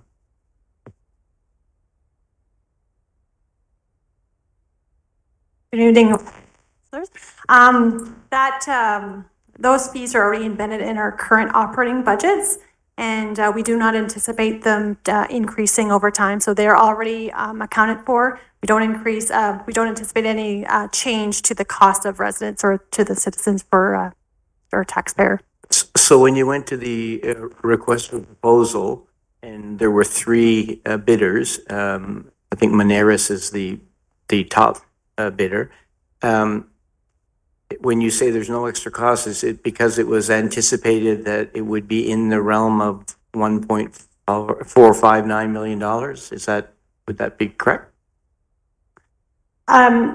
Correct. The fees per transaction didn't move slightly to not much from what they are today. Okay. The fees that we pay currently can run around $25,000 to $35,000 per month. So the 1.5 is just extrapolated from about $290,000 per year, and that's based on what the citywide 80 some services that we offer. So any payment we get from the farmers market, the zoo, the Reservo Place, Coliseum, all those services that we currently offer through their PIN pad, through the on-location payment, or through our online services. Okay, and my last question, will there be improvements in our service in terms of a different technology or things like that, or is it too early to say? I don't foresee any changes from this particular RFP. This is basically just the behind-the-scene payment processor itself. I see. Okay, thank you. Merci. Merci, Conseiller Léger. Are there any other questions? No questions. We have a motion on the table. Could we have the vote, please? Donc, tous ceux qui sont en faveur, yes. All those in favor will signify. Motion passes unanimously. Merci. Deputy Mayor, the next item is 10.3, notice of motion, the Bridge to Home Hub at 473 St. George Street. It was brought forth by Councillor Crosman and Councillor Bourgeois, and I believe that our CAO is going to lead this first. Thank you, Your Worship and Council. At this point on this item, the the objective is to address the notice of motion that was made on September 14th, meeting council regarding the termination of the lease at 473 St. George Street. And as a result, as we know, the current lease is held by the province of New Brunswick. And as a result of the current provincial election, unfortunately, provincial representatives are unable to participate in this meeting. So we have, however, asked Dan Brooks, the Executive Director of the John Howard Society and the operator of the shelter, to present some of the operations of the shelter to council. Again, the recommendation you will find on the council report form is of the notice of motion, and you will see in the alternative, options would be what the administration is recommending. So I guess at this point in time, I would ask Mr. Brooks to approach and provide his presentation.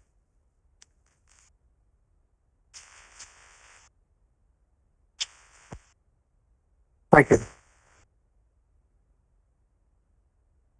Thank you. Before I go into the presentation, I'd like to thank Mayor Arnold and the councillors for having me and allowing me to be able to present to you some of the work that we do at the John Howard Society. But I'd like to also acknowledge that we do not work alone. We offer 21 programs in community. We have 100 staff supporting this community, and in many cases helping people who have a legacy of something untoward or in their background that they're trying to fix to get on the right path.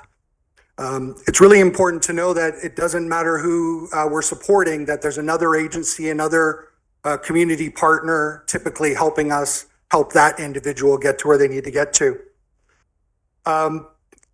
Next slide, please. So we recognize that the city has concerns about the community security, the concentration of homelessness and resources in the area where Bridge to Home hub is located. We have many conversations with RCMP, the city staff, community partners, businesses throughout the year about these challenges. And although we do accept some responsibility in helping solve the solution, we also acknowledge that we're not accountable for things that are not happening within the confines of our mandate and contract with the province in terms of service delivery. So as a good and responsible partner with the city, with the province, and with the other agencies in the area, we always endeavor to provide the best service and community that we can that extends beyond the walls of the work we're doing. We strongly advocate for additional resources to address the homelessness problem at a systematic level. While we also acknowledge that our mandate in this particular contract is to support individuals either entering or currently experiencing homelessness. Next slide, please. The Bridge to Home hub aims to reduce and eradicate chronic homelessness by providing access to essential services such as housing support, centralized intake for the Moncton shelter, healthcare connections, and resources for self-sufficiency. We are committed to being a vital safety net for those experiencing homelessness and maybe having nowhere else to turn. At this point, one of the things that I'd like to say is that one of the benefits of having a central intake system is that our utilization is true and real in terms of shelter beds. A year ago when we were operating this system, you could have somebody booked into 3 different locations on the same night, and occupancy wasn't being maximized in that scenario. In this environment, using a centralized resource system through the Moncton Shelter Network, we are in a position where we actually know where the individual is staying. We know that bed is occupied, and we are able to ensure that there's no waste in terms of nights where beds are empty. Next slide, please. We see the hub as a safe place for individuals to access housing-focused services. We aim to prevent and divert homelessness, gather data on homelessness inflow and service gaps, and connect people with essential resources, including mental health, addictions, and in some cases, family reunification. However, the Hub is not a permanent home. It's not a social club. It's not a jail. It's not a comfort center. And it's not the ultimate solution, as some might think, for our homeless problem. We strive for continuous improvement, but acknowledge that this is very complex work. Next slide, please. Since April 2024, we have supported over 1,063 unique individuals. We've created over 23,000 service records and provided critical housing navigation and support services and valuable data to the province to identify our housing needs. In August alone, we welcomed 545 unique individuals and facilitated or navigated over 3,900 services. What's a service? A service is anything that they come into the Hub for.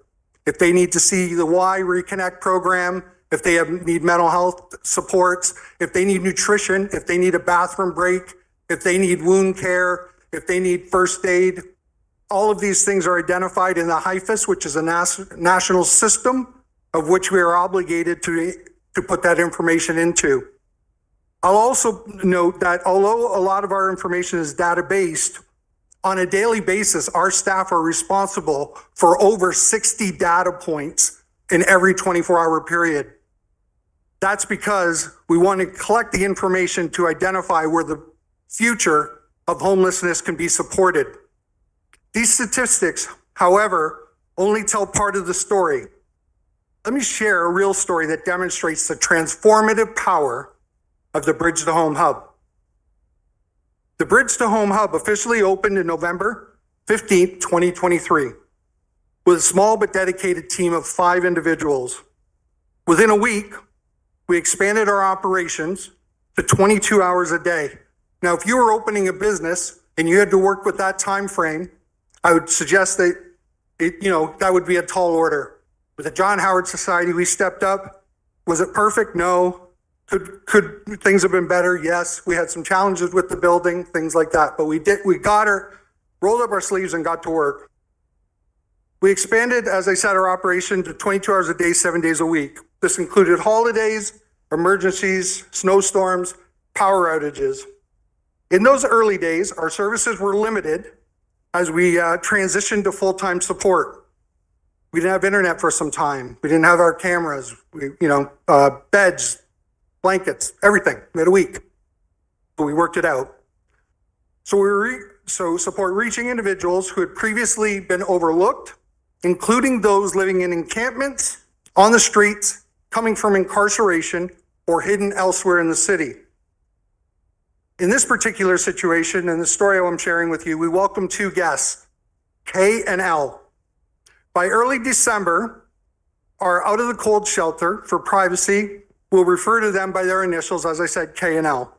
K had been chronically homeless since 2020, having endured unimaginable trauma from a young age.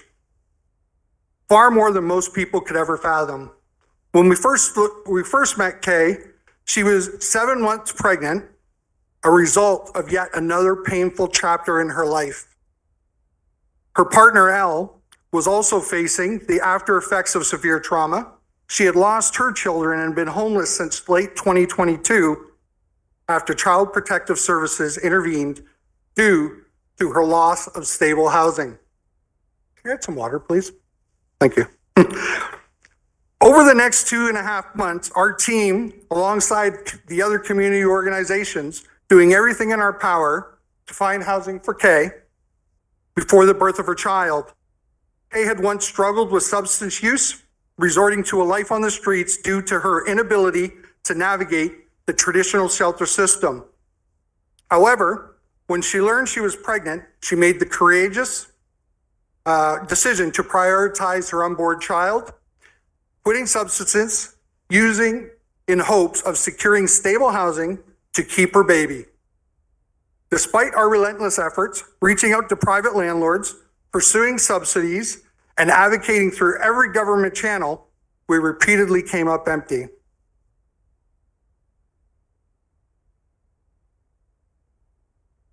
excuse me. By late February, we had our staff sit down with KNL to deliver the heartbreaking news. Without stable housing, both of them faced the unimaginable loss of their children. It was one of the most devastating conversations that a member of my team would have to do in their career. One that no one should ever have to endure simply because they cannot access affordable housing. Elle, who had been fighting tirelessly with the court systems to regain custody of her children, was also nearing the end of her journey.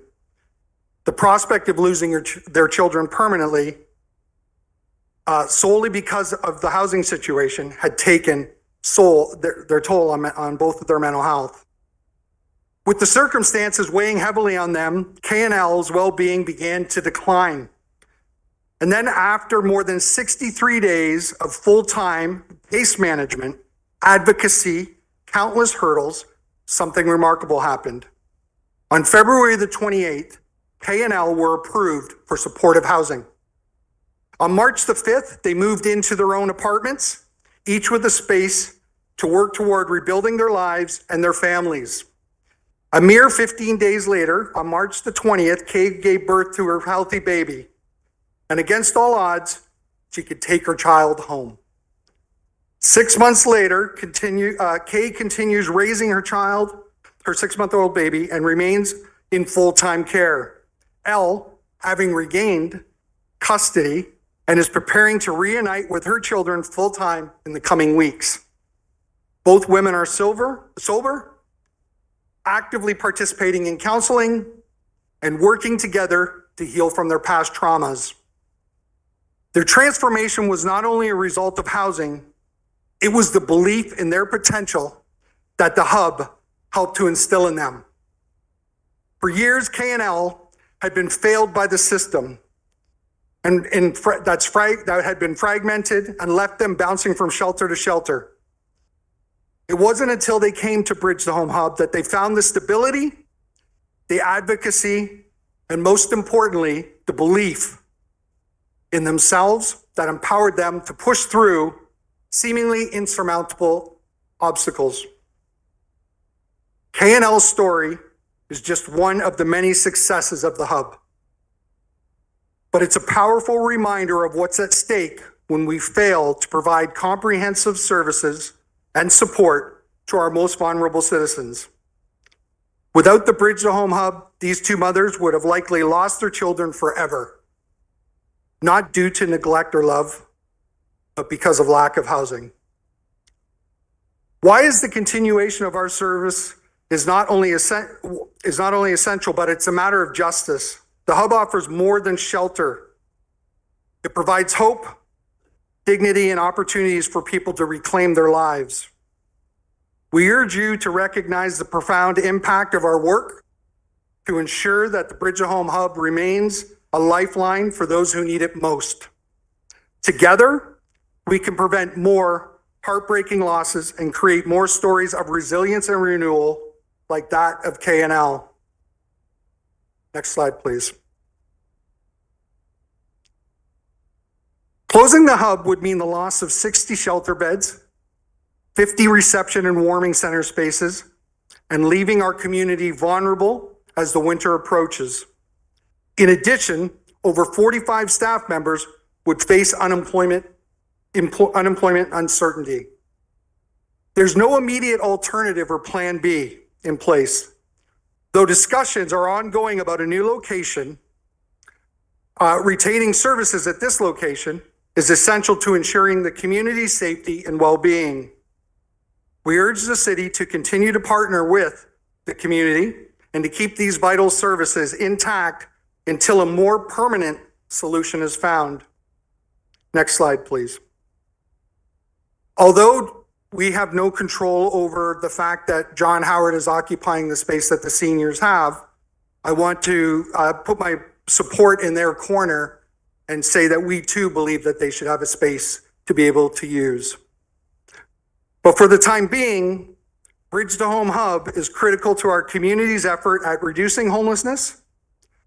And for once, the community is prepared for winter. And with your continued support, we can ensure access is essential and the services are available at a critical time. I, John Howard Society, and the rest of community is counting on you, and we look forward to continuing to collaborate with the city as we move forward to a more secure and sustainable path dealing with homelessness. Thank you.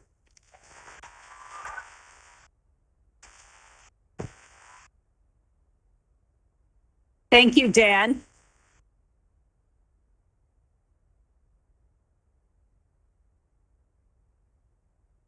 Thank you. Councillor Legier.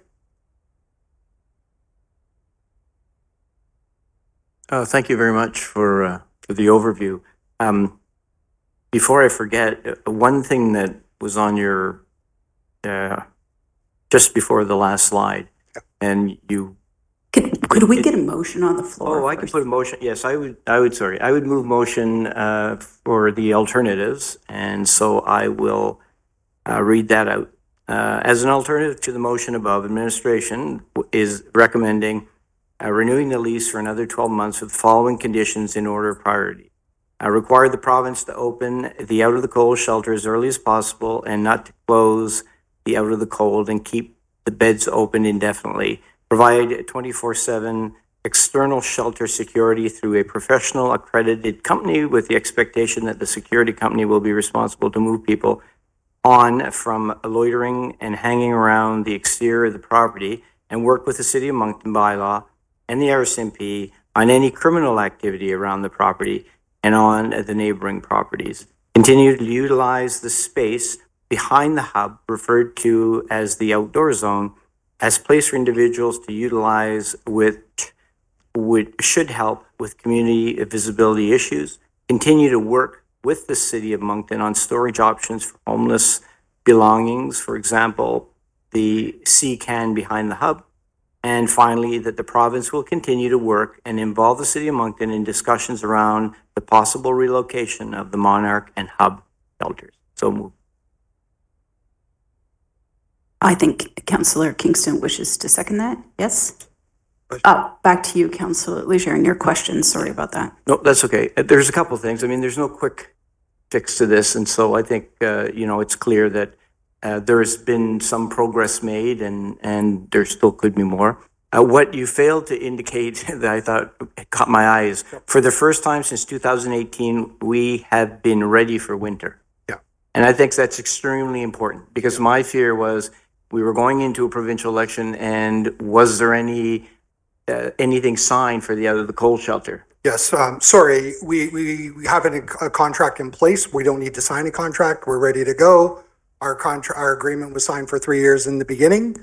It's just that this lease was not contingent on our contract.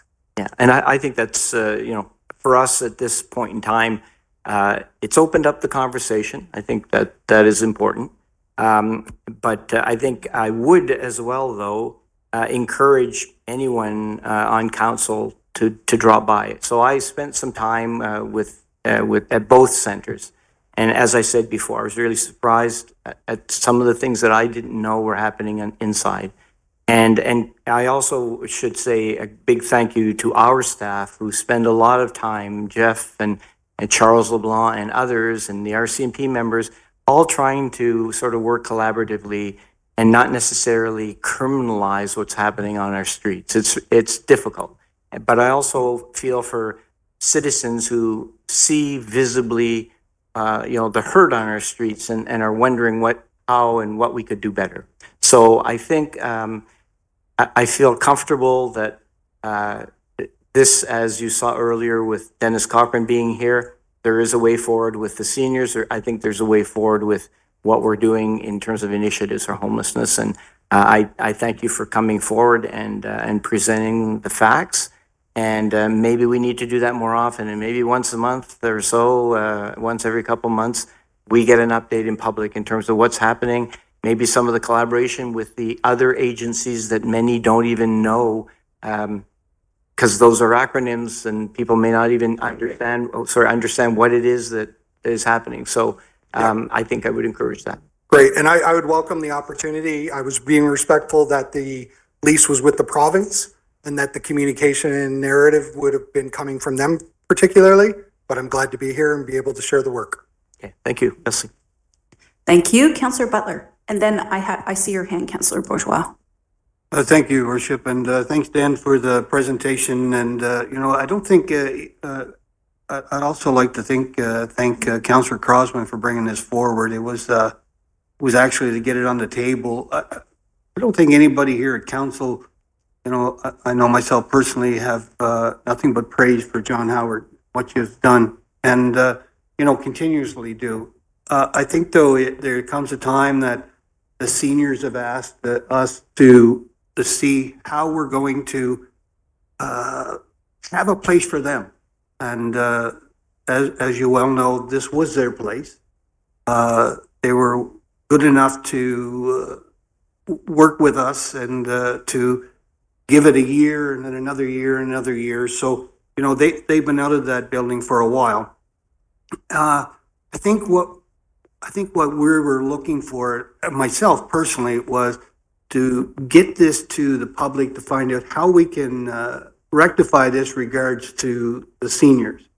We need, it's really nice, it's like Councillor Legier said, for once that we're ready in November coming, that, we have places for people to go. I don't think anybody in council wanted to have anybody trying to sleep in a snowbank. That was not the idea that I had anyway. I think the issue here is that we as a council have to be working with the John Howard, because I think you had mentioned in one of your slides that, yous are looking maybe even for another place. Yeah, that's been a topic of conversation. With city staff have been in those conversations that it's what's available and everything takes time in terms of trying to figure out if it's going to fit, if the shoe's going to fit type of thing. I don't know, I can't speak for the province in terms of any conversations that they might have had, but I know it's been a topic of late about finding an appropriate environment to be able to provide not only these services, but maybe enhanced services. Yeah, well, I think, my point would be is that, I'm looking also to try to help the seniors to find a place that's very important for them to gather and to socialize together and to call a place their home. And, that was their home. So, again, it's nothing negative with the John Howard. I think, and you're right, our lease is with the province. So I think, with this motion, I would hope it's only up to 12 months. I would support it with the point that, we have to try to figure out, there's two things. Either if you're going to stay there in long term, then the province has to help us find a place for our seniors so they have a place that they can go and socialize, do their exercising, whatever they want to do, but they need a common place. They want to, we've talked about the K Arena, we've talked about the Crosman Center, we've talked about the Legion.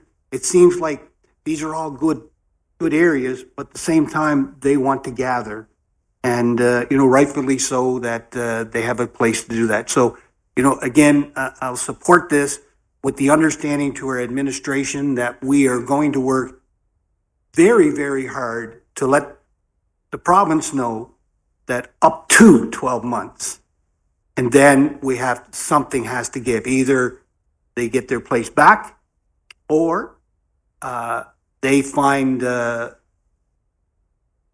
place where the seniors can gather. So I'll leave it with that. Thank you, Your Worship. I think our CAO would like to address that. Yeah. Thank you, Your Worship, and through Councillor Butler. I want to thank Mr. Cochran for stepping up this evening. He and I had a bit of a conversation before the meeting started, and we're going to follow up on that starting tomorrow. And again, it is our commitment to council to look at options and bring something forward to council as soon as we have options. Thank you. Councillor Bourgeois. Merci beaucoup, Madame la Maire. I'm a little bit confused on the process. Your section 15 of the procedural bylaw forced Councillor Crossman and I, as a secretary, to spend hours drafting a motion, and then we submitted for staff's opinion, and staff gave it to us, and I appreciate this opinion. But should we not procedurally vote on the motion? The motion that was drafted by Councillor Proxman? I just want to know if procedurally that's not the way to go first. If the majority says no, and then there's an alternative, that would be fine. But I think procedurally, otherwise, why spend so much time drafting a motion if it is to be shoved aside by staff? Our solicitor is nodding his head. So we do have, sorry, I wasn't aware, no one briefed me on that. We do have a motion that was moved by Councillor Crossman. It was seconded by Councillor Bourgeois. Do you still want to put that? On the substance, I would like to add a question, if I may.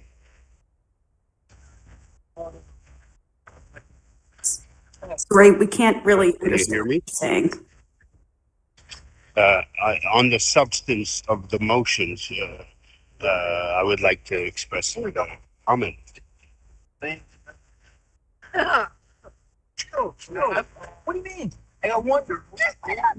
May I? Who's that?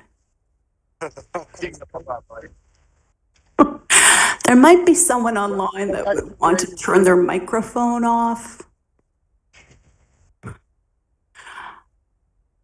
So, Mr. Solicitor, could you maybe just give us some clarity on what is to take place here? Sure. So I think procedurally, we had the notice of motion presented. We had a mover and a seconder for it. So unless the mover and seconder want to withdraw that motion, procedurally, we should vote on that first before the alternative. And it sounded like Councillor Bourgeois had some comments to make on the notice of motion. Okay.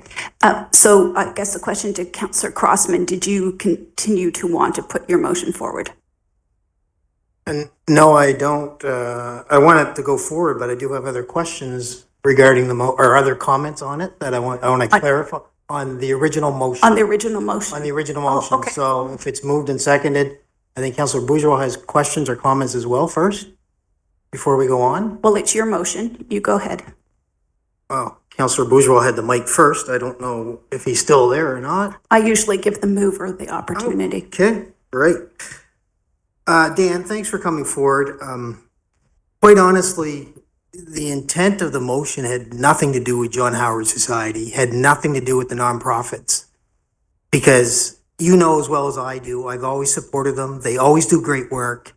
They get the people the services they need. If you noticed in the motion, it said crime, it said open air drug use, it said what was going on within the community.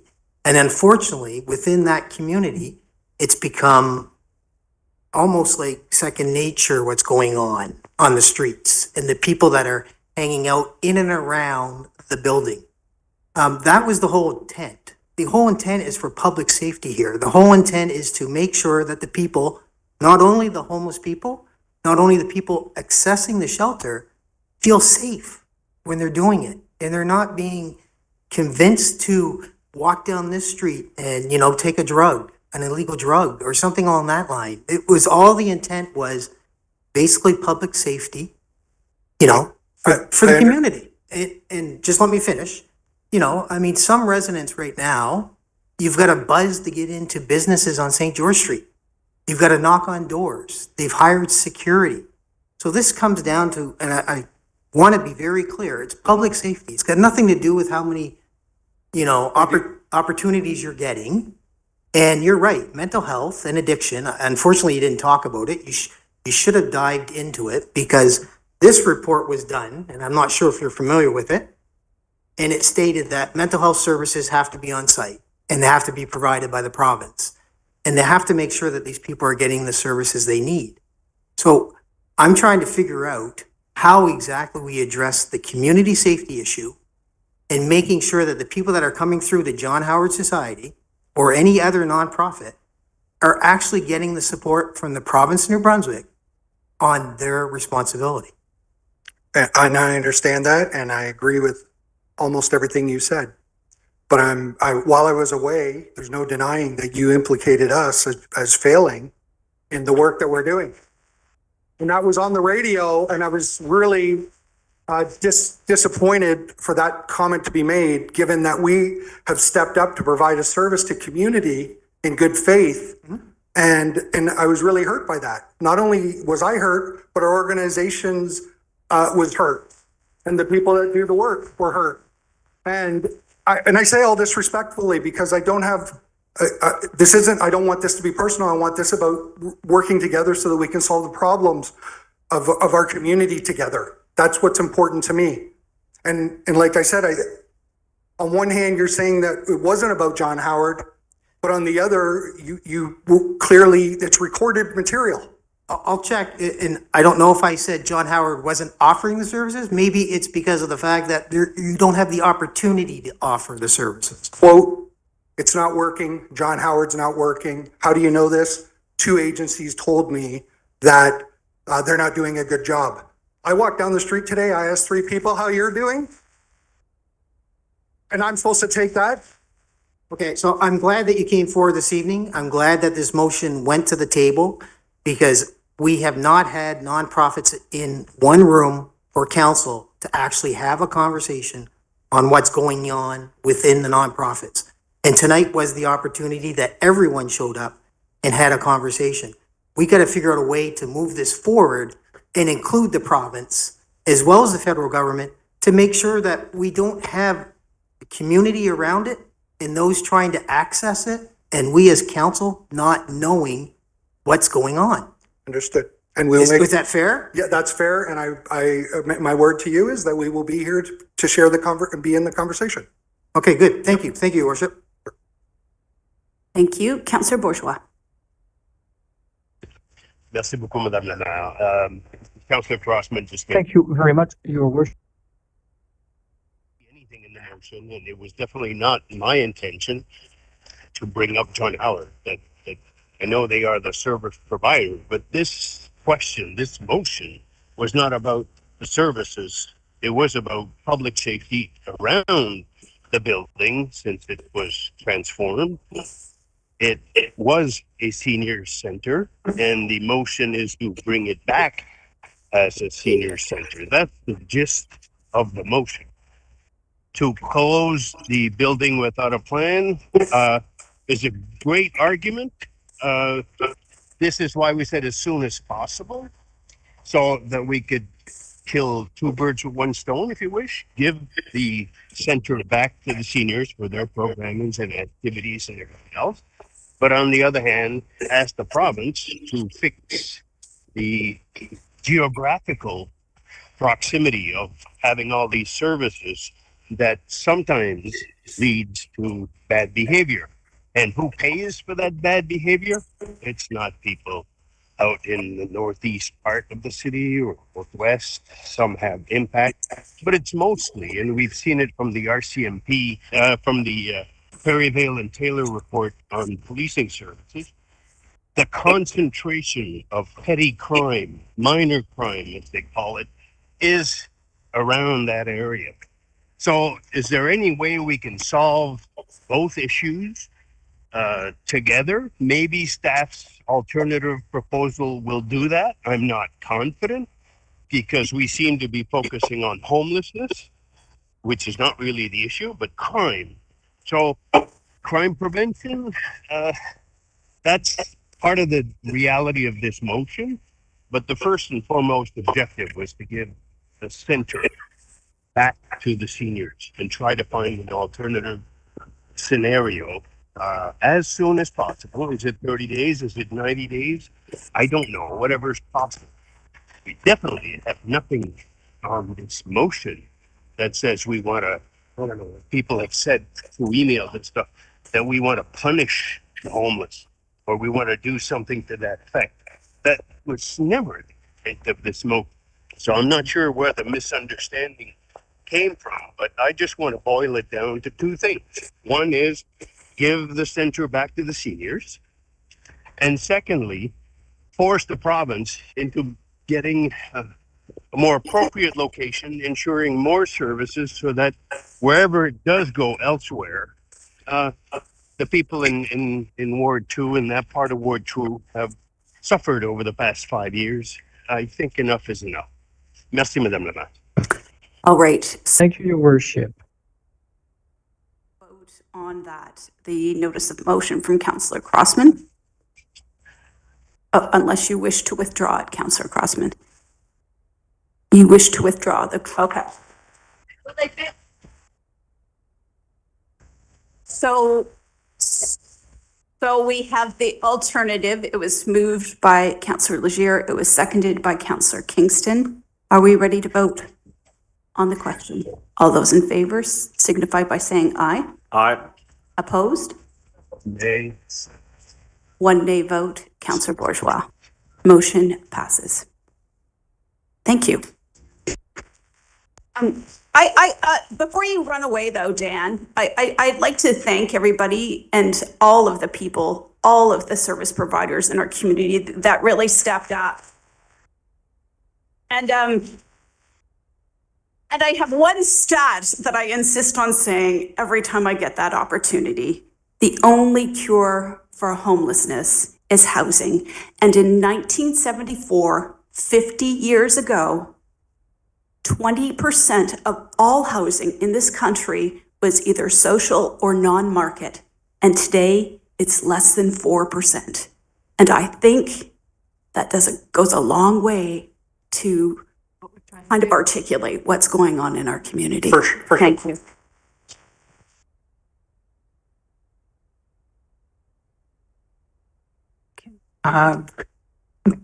Thank you. Item 10.4 is a one-time expenditure from 2024 estimated surplus, and the motion before council is that Moncton City Council approve and direct administration to engage in the procurement of one-time expenditures over $40,000 as outlined in the council report form dated today. Terrific. Thank you. Is there somebody who wishes to move this? Thank you, Councillor Legier, seconded by Councillor Kingston. Any questions on the question? All those in favor signify by saying aye. Aye. Opposed? Motion carries unanimously. Next is reading of bylaws, lecture des arrêtés municipaux, and all of these bylaws are second and third readings, and they have been advertised on our website for the required time frame according to the Community Planning Act. So I will require council's approval for giving second reading. This is second reading on items Gateway. on 7.2 for the municipal plan. Moved by Councillor Legier, seconded by Councillor Butler. All those in favor signify by saying aye. Opposed? Motion carries. Okay, 1 nay vote, Councillor Bourgeois. A bylaw and amendment of a bylaw relating to the adoption of the City of Moncton Municipal Plan bylaw Z122.10 Gateway Towers is second reading. Arrêté portant modification de l'arrêté concernant l'adoption du plan municipal de la ville de Moncton sur l'arrêté Z122.10 des zonages pour le complexe Gateway Towers. C'est la deuxième lecture. Third reading. For the third reading, moved by Councillor Butler, seconded by somebody, Councillor Kingston. Thank you. All those in favor signify by saying aye. Opposed? Nay. 2 nay votes. Motion passes. Thank you.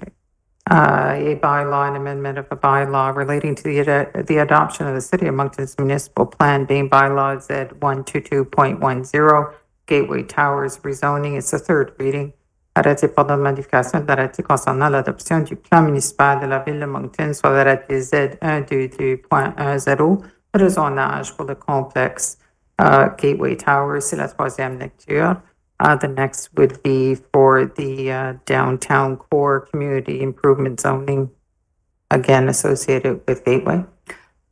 Moved by Councillor Legier, seconded by Councillor Etchett. All those in favor signify by saying aye. Aye. Opposed? Nay.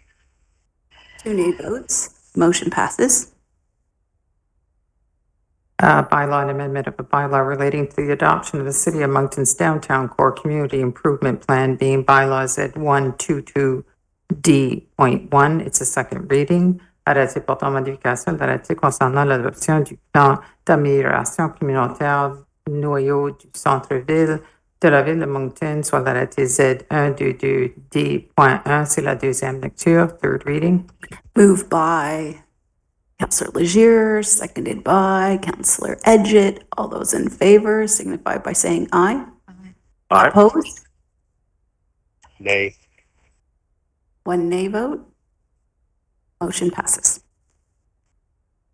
Sorry, gotta do that. A bylaw and amendment of a bylaw relating to the adoption of the City of Moncton's Downtown Core Community Improvement Plan, being bylaw Z122D.1. It's a third reading.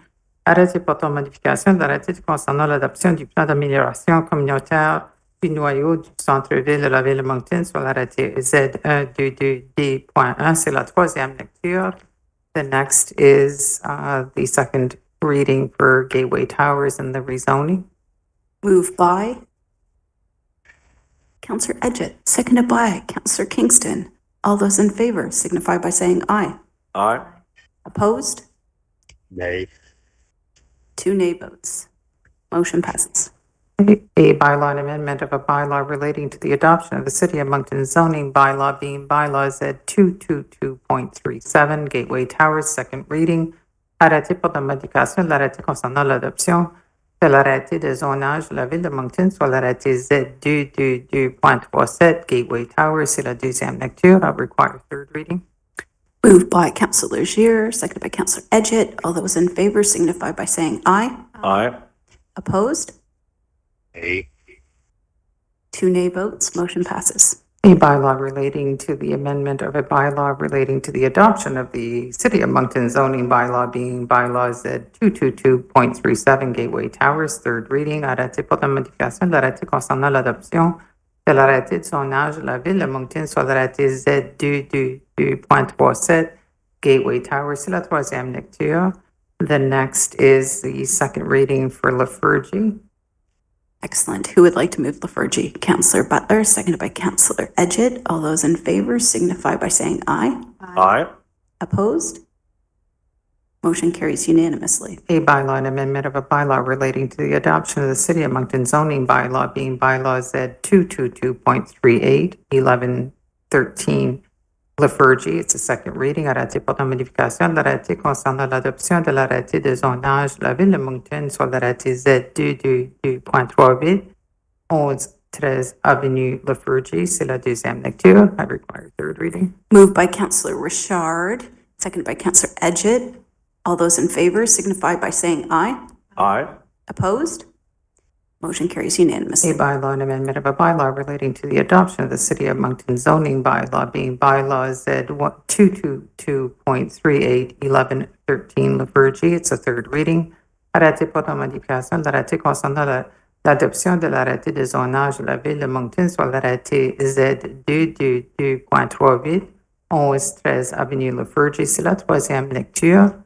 And the final is for the stop up and close for Foundry. Thank you. Moved by Councillor Edgett, seconded by Councillor Legier. All those in favor signify by saying aye. Aye. Opposed? Motion carries unanimously.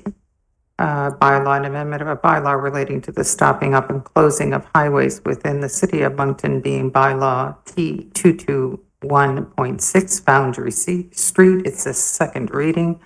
Arrêté portant modification de l'arrêté concernant la fermeture des routes dans la ville de Moncton, soit l'arrêté T221.6 rue Foundry. C'est la deuxième lecture, third reading.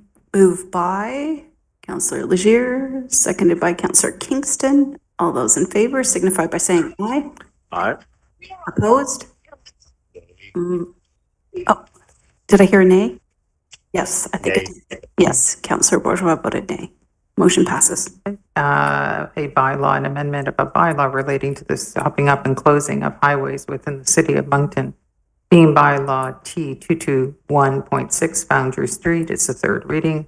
Arrêté portant modification concernant la fermeture des routes dans la ville de Moncton, soit l'arrêté T221.6 rue Foundry. C'est la troisième lecture.